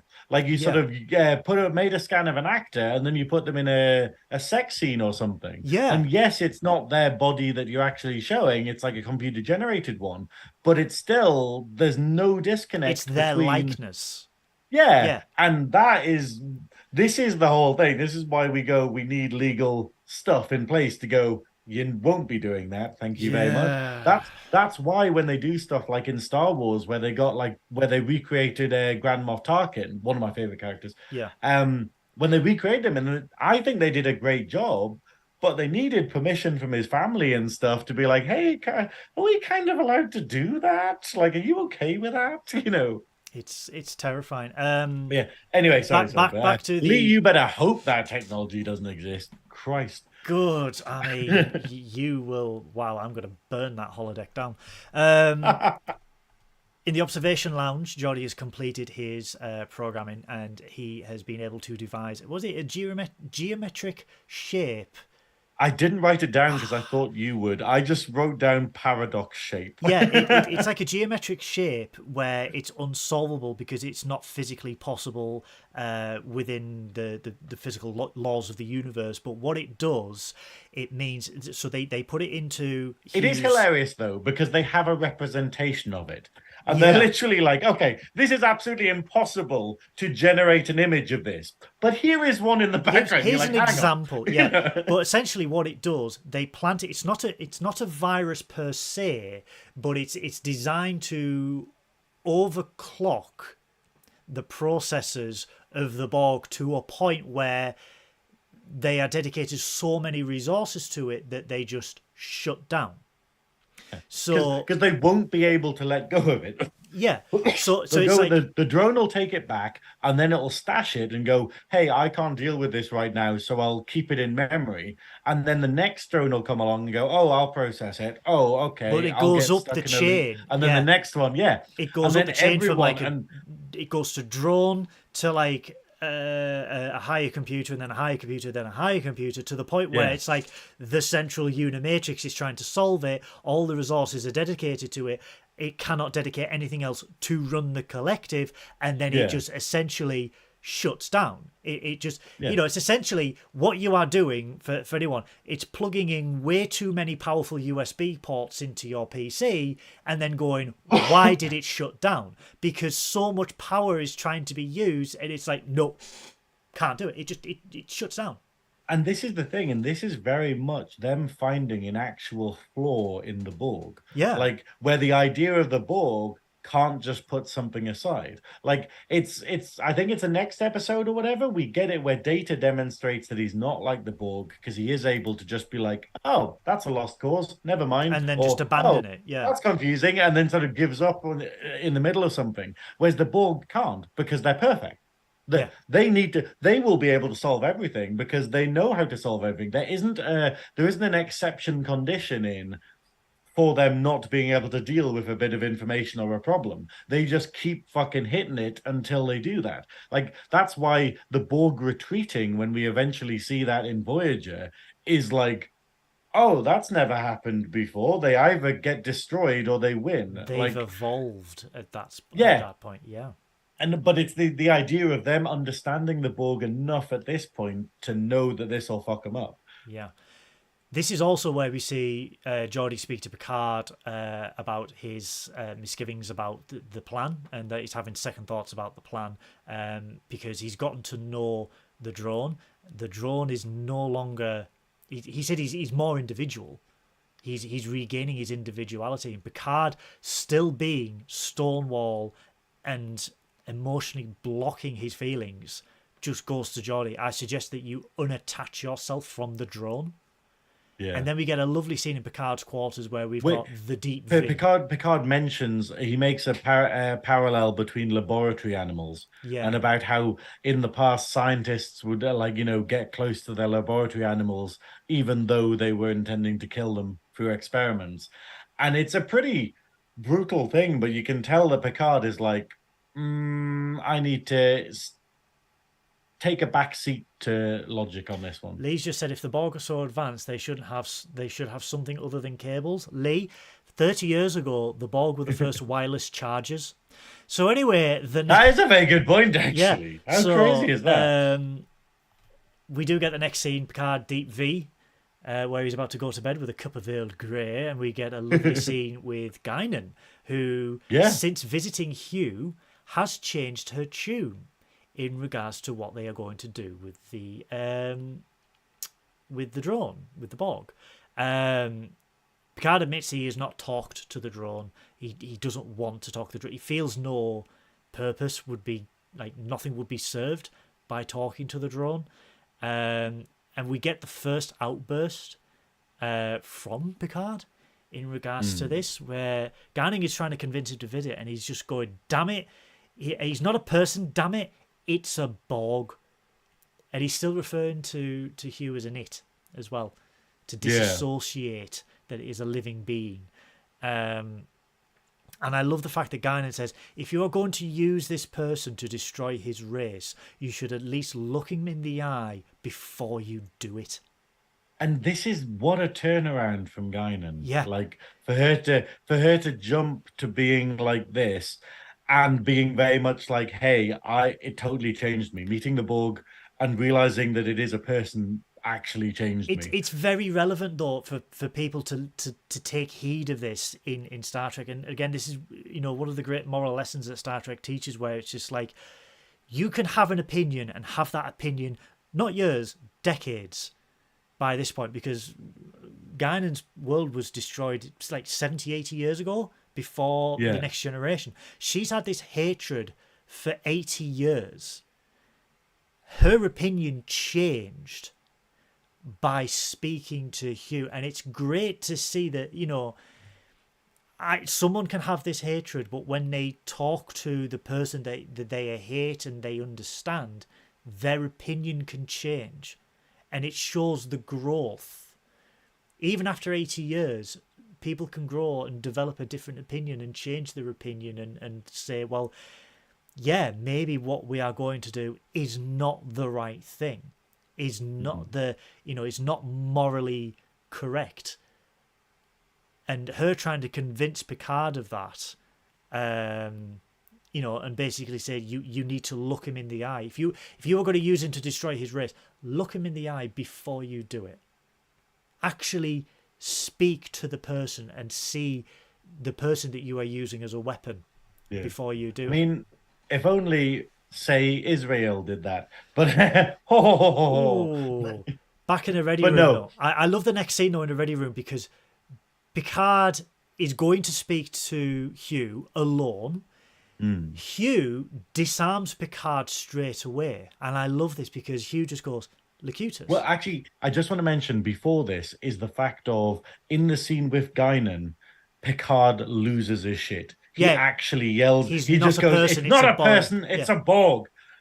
And you just see this kind of, I want this to be true. I need this to be true because I don't want this situation overcomplicated with morals, with sort of feelings. If the situation very is much simple. like, and this is reflecting him being so stoic and him sort of just distancing himself from the situation, being like, I don't want to get too deep into it because that's too much for me right now. But it looks like I'm gonna fucking have to. But it's also, if the situation is simple and I don't get into it, my decision is still morally justifiable. There is no grey area. It is black and white. Whereas if I get involved, an element of greyness will be brought into this, which is what he's worried about. He doesn't want that moral quandary. However, he does meet with Hugh alone. And immediately, like I said, he gets disarmed by Hugh because Hugh just goes, Locutus, what are you doing here? And Picard, on a dime, comes up with the idea of if he portrays himself as Locutus, can he distance Picard from the situation and convince Hugh that Locutus is there because he is facilitating the assimilation of this culture into the collective? Can he play the Locutus persona to protect himself, but also convince Hugh that he is still Borg and that there is a plan in place, and this is why, we are studying you and sending you back to the collective? He's effectively testing the Borg. He's basically just going, hey, you're a Borg. You need to respond like a Borg. And what we get is basically Hugh being like, oh, I don't really know how to be a Borg right now. I'm very But he tests him straight away individual because he goes, and confused. Because he goes designation, and Hugh just goes, Hugh, that's an invalid designation. What is Yeah, your he says, well, designation? we are Hugh. And he's like, no, it's like Hugh. And he's like, no, what's your designation? We are Hugh. And he's Yeah, like, no, that is not a Borg designation. And then Hugh's just like, oh, 3 of 5. And like he's just remembered it. but Like Hugh, it's like, oh yeah, I forgot that's but my other name, but Hugh also says, this culture does not want to be assimilated. It does not, and Picard being accused is like irrelevant. What they want is irrelevant. They will be assimilated. But what if people will run? We will find them. Resistance is futile. No, it's like resistance is futile, and he's like, but people have escaped. Yeah. People have escaped, and it's like we will find them. And then obviously the zinger is basically like, what if you assimilate Geordie? Yeah. Geordie doesn't want to be assimilated. Yeah, and it's and then we get it. They get the fucking line of the whole thing, which is basically Picard just being like, "No, you are Borg. You will assist us. I will Not assist you. What did you say? And it's the idea that he just says, "I will not," and Picard just stops and just goes, "You just referred to yourself as I," and this is a massive deal in Trek. This is the idea of this sentience, like where we basically just go, "Oh, they are an individual." Yeah. And everything just goes out the window. Like, we get this wonderful scene where, and then the next scene immediately is Picard back in the observation lounge being like, okay, so let's change the plan then. Yeah. But this is how, again, emotionally extremely well developed Picard. No, I can't get my words out. Basically, how Picard's opinion can change based on new information given to him, which a lot of people nowadays should really take advice from. Well, this is the thing, though. It's the fact of it's great that we get Picard being like this in this episode, because this is what a lot of people are like. Like, if when you meet people who have bigoted views or people who have very sort of entrenched kind of opinions, and then you challenge them, there is this resistance. There is this, no, I don't want to learn new things because my worldview is happy and safe right now, and I don't want to have to think that maybe the problem isn't the foreigners, or oh, maybe I have been part of the problem, or oh, maybe we shouldn't just sort of maybe like when you talk about economics with people and then they just go, oh right, yeah, I guess that is really complicated and we can't just fix it by sort of killing poor people. It's like, but the fact is, this is great because Picard opens himself up, and has people around him to reach into the bubble and go, no, you need to think about this. Like Guinan, like probably the only person on the ship that could have done it is Guinan, because he trusts her so much, and effectively saying, no, you need to do this, and then him being open to his worldview changing.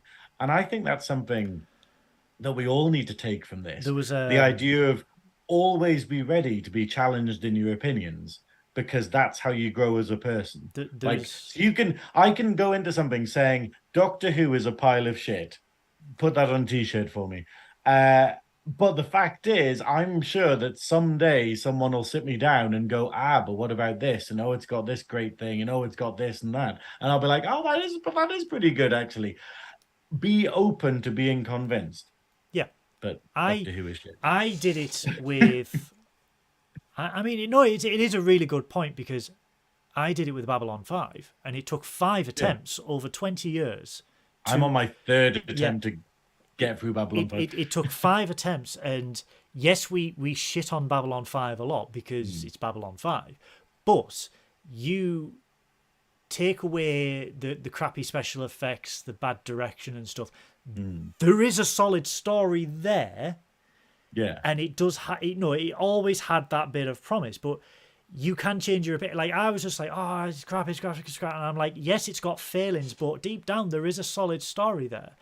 Doctor Who, I will openly admit, I gave it a fair old college try for about 4 or 5 years, but I just got to the point where I was like, this is. Not for me, because they don't take continuity too seriously, and they've got brummies in space, and I just can't. Yeah, well, my problem with it is that there's no lore or universe. There's loads of lore, but there is no rules, you know? Yeah, It's like yes. Trek, you need rules. You need like like sort of, how we have stuff where like the whole, oh, you can't go past warp something because then it'll tear the universe, and how Yeah, everyone just conveniently forgets about it. yeah, It's like that is like a mark, that is a stain on Trek lore, yeah. because we just go, hey, we need to kind of cover that up or work something out about it because we did just totally retcon and ignore a massive thing in the lore. Whereas Doctor Who is like, oh, next episode we'll change our minds about how the universe Yeah, works, it's or oh wibbly well, wobbly time stuff as they yeah, and you're just justify sitting it. there being like, that's not how you do sci-fi, like usually. But So so I think it's enjoyable, but it's yeah. so with the plan to plant a virus out of the window, Picard is looking for other recommendations. Hmm. The recommendation that Riker has is to wipe Hugh's memory and return him to Which the is one crash of the site. options we put on the poll. Yeah. Lee, if you don't mind, if you can just go onto Discord and just copy the poll, the results, and then just post I'll them put when them on the chat. post them when I'll let you know when to post them, because I'll bring up Twitter first and then we'll do Discord. But yeah, so Riker says wipe the memory. But the counter argument to that is obviously from Crusher, where it would be wiping the individuality that Hugh has discovered and Hugh has fostered. But Picard comes back and says, but when he is re-assimilated into the collective, that will be wiped. However, there will be that tiny instance that when they essentially download Hugh's data from his time that he's been away from the collective, it will be processed throughout the hive, and that sense of individuality will be processed. And Picard says that's better than any virus, because that is essentially planting the seed in a hive mind of individuality. And And this is interesting because he's not being assimilated. So when someone gets assimilated, it strips all of that. It takes away their individuality and it does all of this. This is literally like a wipe. Like sort of using a fire exit or something, like coming in after the actual sort of security gate or something in an airport and being able to bring all your metals and booze in. And it's that idea of basically this is the first chance they get of possibly getting around Borg security, because the Borg will just be like, oh, it's just a drone, cool, we'll plug him back in, and they're not going to do the whole hang on, have we scanned for viruses yet? Yeah, and it's the the possibility that the message of the knowledge of self being that will be planted within the Borg could be more powerful than any virus. Which is, it's an interesting thing, and we do see it in Voyager with Unimatrix Zero, where they do have that second life within the hive mind. And Picard said, well, it could alter them forever. It could be the thing that changes the Borg forever. But Crusher also makes a good point. What if Hugh doesn't want to go back? And I love the fact that they don't make the decision. They ask Hugh what he wants to do. Stay with the Enterprise or go back to the collective. And Hugh, very wisely, for someone who's regained their individuality, is like, if I stay with Geordi and the Enterprise, they will chase us forever. If I go back to the collective, you are safe.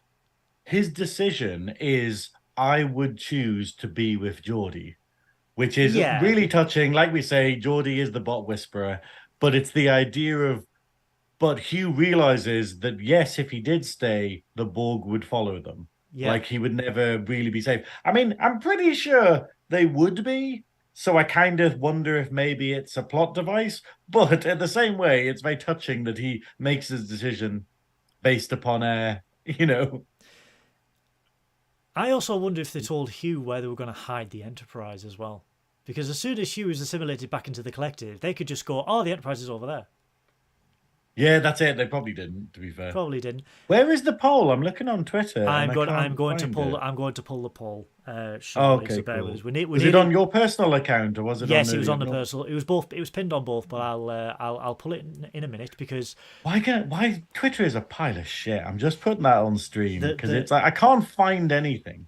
Back in the transporter room, Geordie volunteers to beam down with Hugh to make sure that Hugh gets picked up safely by the Borg. Hugh confirms that Geordie will not be considered a threat by the Borg drones, which is sort of sad in a way because Geordie's amazing. But I do quite like it though that they do this full awareness of let's just close that plot hole before it opens. Yeah. Of basically going, oh, you'll be fine to just stand there because the Borg will be like, oh, it's just a guy, we don't need them, we've already got humans. And like and then she's just like, hey, but you were assimilated, and he's like, oh well, yeah, but they specially looked for me, like because they needed an ambassador. And it's like, okay, that's cool. So that explains why they sometimes do go for individuals. Lee said they should have at least uploaded a video named super secret assimilation tactics, and then when they opened it, it's just Rick Astley. Rickrolling the Borg. That would be amazing.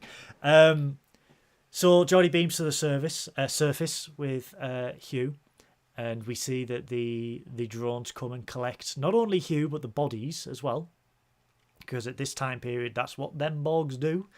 And I love the little look. Oh, you've gone quiet, dear boy.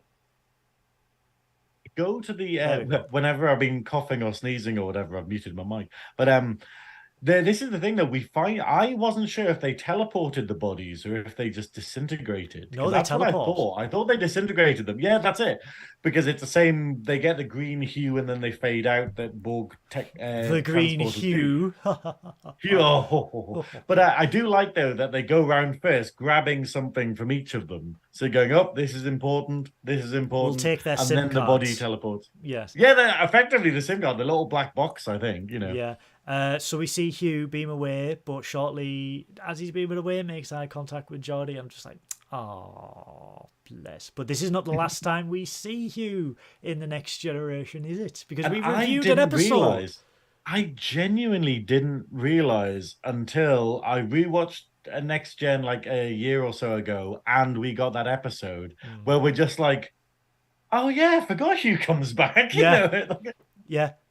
People are talking about it like he's a one-off cameo like thing, and you're just like, no, he comes back.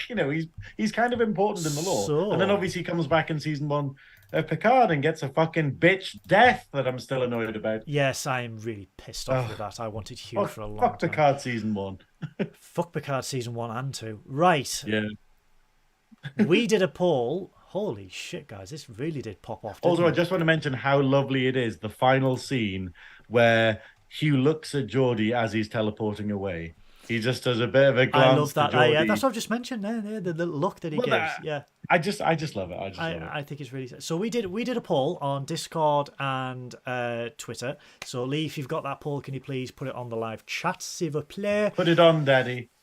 So on Twitter, we did a poll of who actually had the right idea of what to do with Hugh, and I can't believe it, but my autocorrect on my phone put huge instead of Hugh. What to do with Hugh? I'll have a very different answer. What to do with Hugh in iBorg? Right, so the options were Picard, which was a virus, Worf, kill him because it's Worf, Geordie, let him stay, Riker, wipe his memory. Yeah, and give him back to the collective. With a not so surprising 57.9% of the vote. There were 19 votes, 57.9%. Geordie, let him stay with the Enterprise, won. Really? Yeah, the second runner-up was Picard and the virus. And then level pegging was kill him and wipe his memory. Hold on. Pegging wasn't an option on the... No, not that type of... God. Would your parents have voted for that? Shut up. Shut up. As an option? Shut up.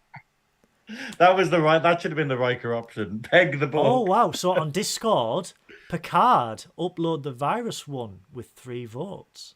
That's interesting. Divisive. Well, I should have distinguished the whole thing, because the interesting thing about this is the virus that they were going to do to destroy the Borg might have actually been a bit kinder to what they actually did incidentally. Because this episode doesn't end well, because what happens is we seriously fuck up the Borg by putting Hugh in. Yeah. Putting Hugh and individuality back into them just makes the collective fuck up. And we see the repercussions of this right until the end of Picard season 3. Yep. That is effectively why the Borg are fucked.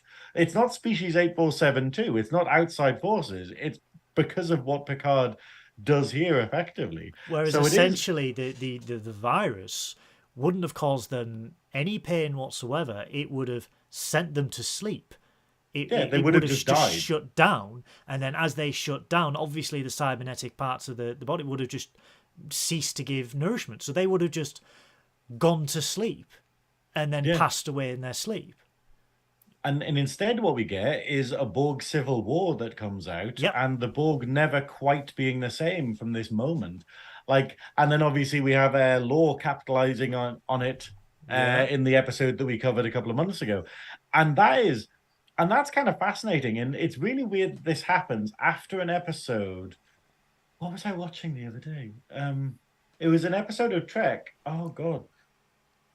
It's an episode of Trek where you can feel and think that you're doing the kind thing, and actually that's far worse. Yes. It's this idea, and it's very much that's what this is, where they're going, hey, we'll do the kind thing, where we'll basically go, hey, we've reached out, we've helped this Borg, we've helped him regain his individuality, and then we send him back off into the world. And that's worse. Hugh hates them when he comes up against them again, because he's like, you ruined my life.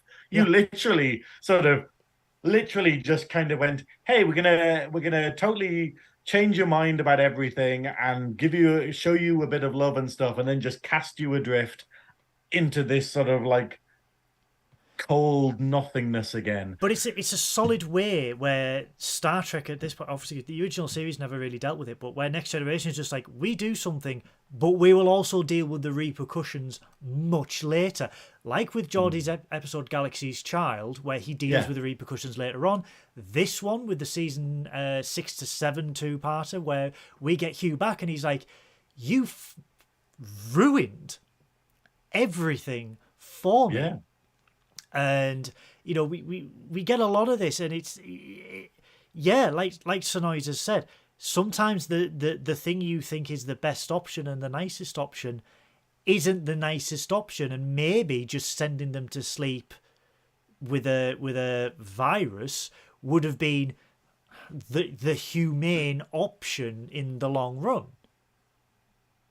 Well, that's the thing. I mean, it's a bit of a sad thing to end on, but it's the fact of I've had two. My brother this week is very, very upset because obviously I'm very close to my brother, because they had to put their cat down, Blinky, and they've had their cat for 18 years, and they are amazing. They are the best cat in the entire world. I'm not a fan of cats, but Blinky is amazing because they have a little personality, wonderful. But yeah, they got put to sleep yesterday, and it was a very difficult decision. But it was the whole thing of my brother going through this quandary of they're not going to get better. It's just going to be a downward spiral from here, and their quality of life is just going to get worse, and they'll be in a lot of pain. And faced with that decision, you just go, oh, but I want to keep them around for as long as I can because I need this. But the reality is, it's the kind thing isn't necessarily the thing that you think is kind. Yeah. In a weird way. And it's obviously, love him very much. You don't want to be sorry he's had to do that. You don't want to be selfish, but you have to think what is best for them, because they would be in pain, they would be in discomfort. And if you can take that away in the least harmful way as possible, it's better for them. Yeah, but that's you don't want them to suffer. I mean, it's the sort of thing. It's the fact of basically Blink's had a wonderful life, started getting a bit of pain and sort of illness, and they'd lost a lot of weight over the past couple of weeks, and now that's over. It's the fact of they're not going to get to, if they left them for a month or two, where they literally are just in agony all the time, and they can't do any of the cat stuff that they like doing. Because obviously Blinks was fat as fuck, and loved their food so much, and then they just kind of stopped eating. They were like, oh, don't feel like eating anymore. And you're just like, well, that was your whole thing. That's what you love doing, you know. Yeah. And it's, I mean, I'm just hoping that one day we can do that with the Tories, okay? And you just sort of, you inject them and you're like, there, don't worry, and at least we're putting them out of their misery, Trekkin Up North is sponsored humanely. by Dignitas. Yeah, what is it? Mandatory Dignitas for Tories. But I mean, we all know they don't have any dignity, so just TAS.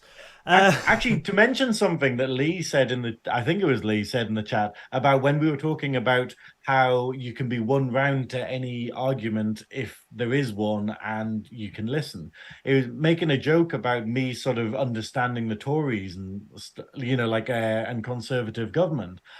And this is the thing, I kind of think that there might be an argument out there where there's a reason why all of these rich people are such inhumane fucks, in our opinion. And you kind of wonder with like all the crazy shit that exists in the world, whether there is like how they do the whole thing of when you become the president, you get told all the secrets and you just go, oh, okay, that's a lot of hidden crazy stuff. And I kind of wonder if there is something about all these dickheads in government and it's like, why don't you do this, why don't you do that? I like the idea that there is some kind of secret behind it where it's like, well, actually we have to do all of this because of this, because the alien overlords tell us to, otherwise they will eat our brains. That's it. I mean, I would be fully open to that sort of going, oh, wasn't really expecting that, but I guess life is kind of meaningless actually in the scheme of things with that. But it's that idea of just, but then we know it's all just a lot of selfish fucking rich cunts.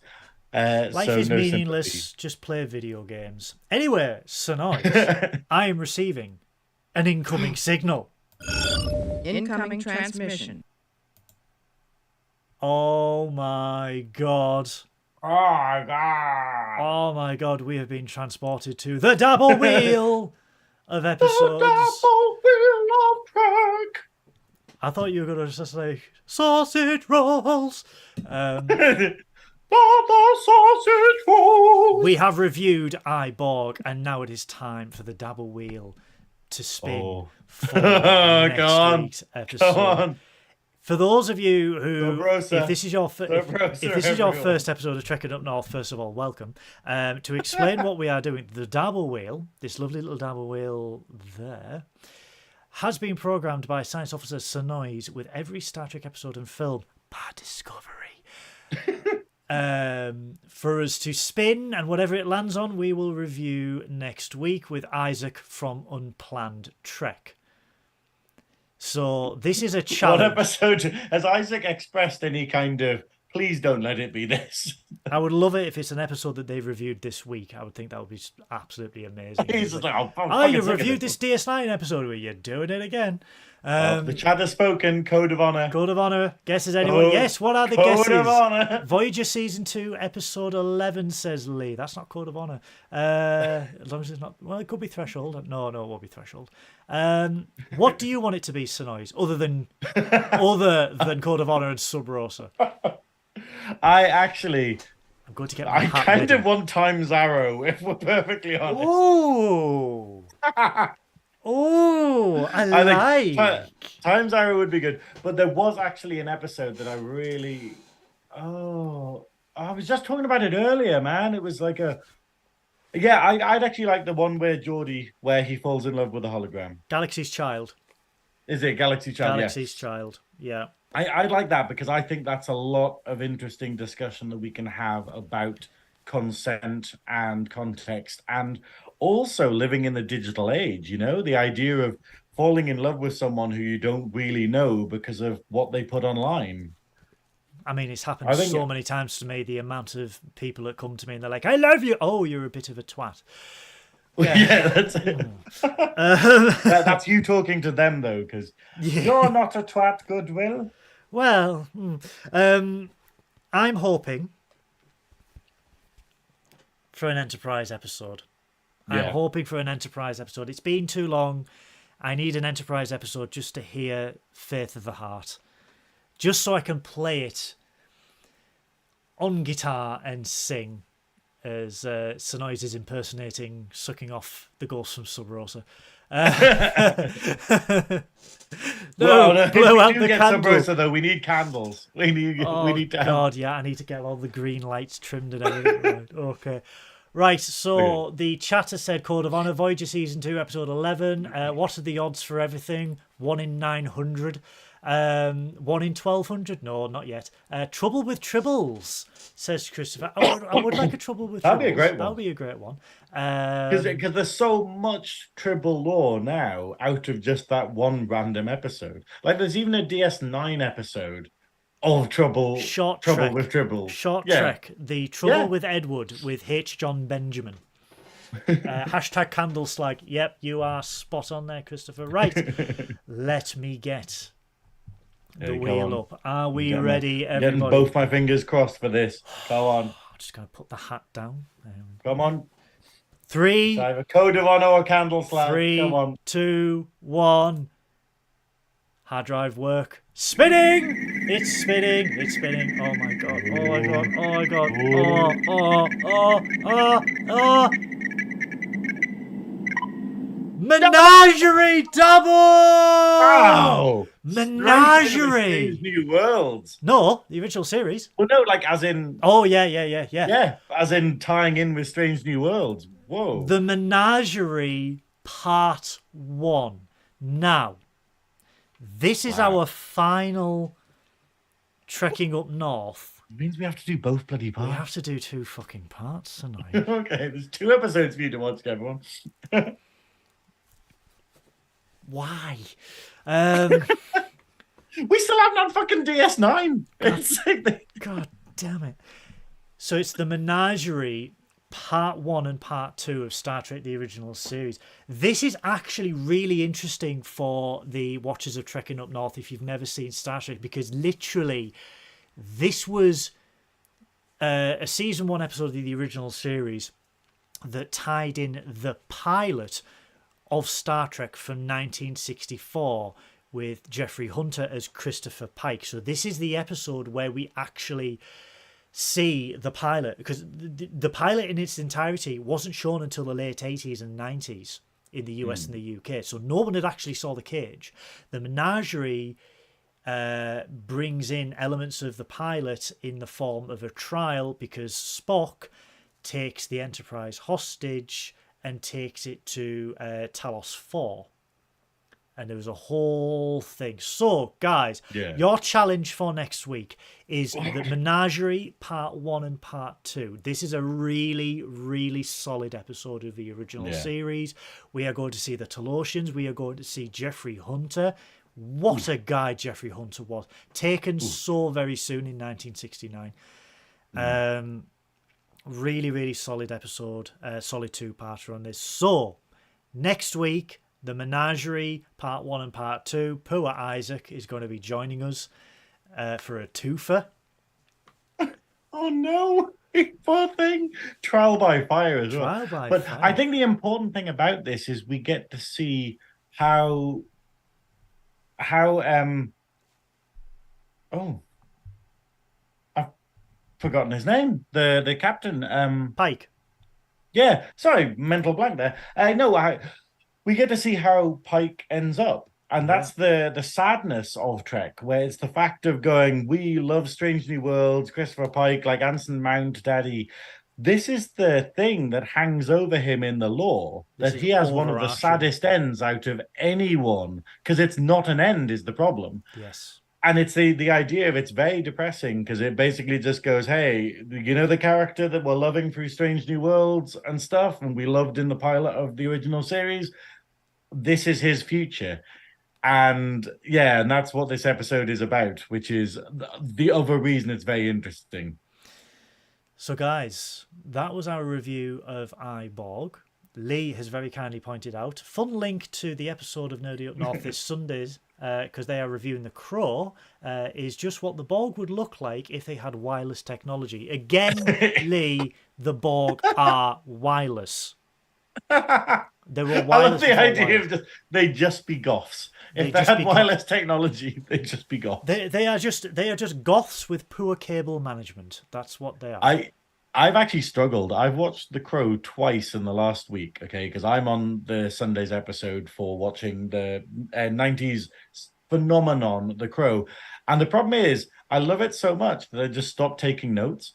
So I get a bit into it, and then I'm just watching The Crow, and I'm like, oh shit, I'm meant to be talking about shit. Okay. And then I'll do it for a little bit, and then I'll just sit back and just watch The Crow a bit more. And it's like going, and so I'm slowly memorizing the entire film rather than actually taking notes, which is interesting. Wow. So that is this Sunday on the Nerdy Up North podcast, guys. Don't forget to tune into that. Synoiz is streaming straight after this episode. The links can be probably found.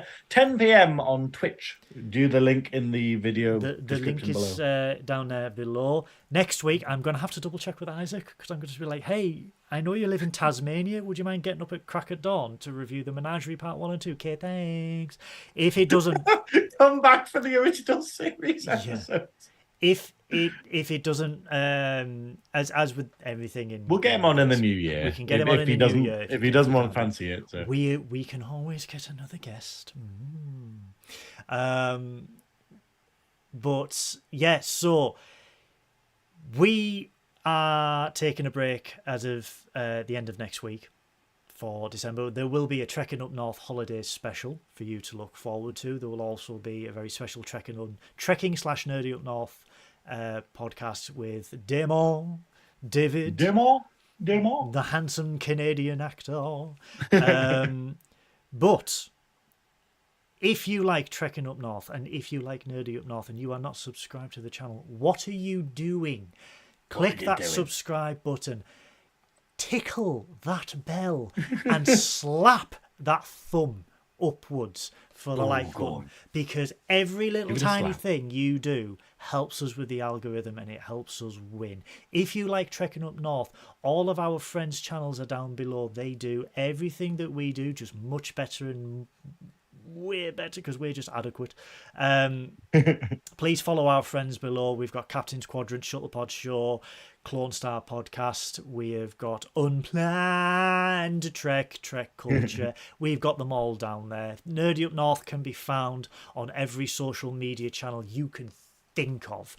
I can be found on all of them. I can be found on Twitter/X at Goodwill None. Please come and say hello. I'd love to talk to you about Star Trek. We have a Discord with a new sexy refreshed link that you can join down below where there's plenty of channels. A link that works now. A link that works. I know, who'd have thought it? I didn't know they timed out. But I didn't know. My one on Twitch says Twitch, like, what is it, Synoiz.com/Twitch, and that hasn't been working for weeks now because they changed the fucking link. It's annoying. Wow. Cocktails next Friday then to celebrate a successful year of trekking up north. Maybe. But this is going to be the field test of the new kit, and I don't want to be rat-arsed, so we'll see. It might be a mocktail, like Lee said there.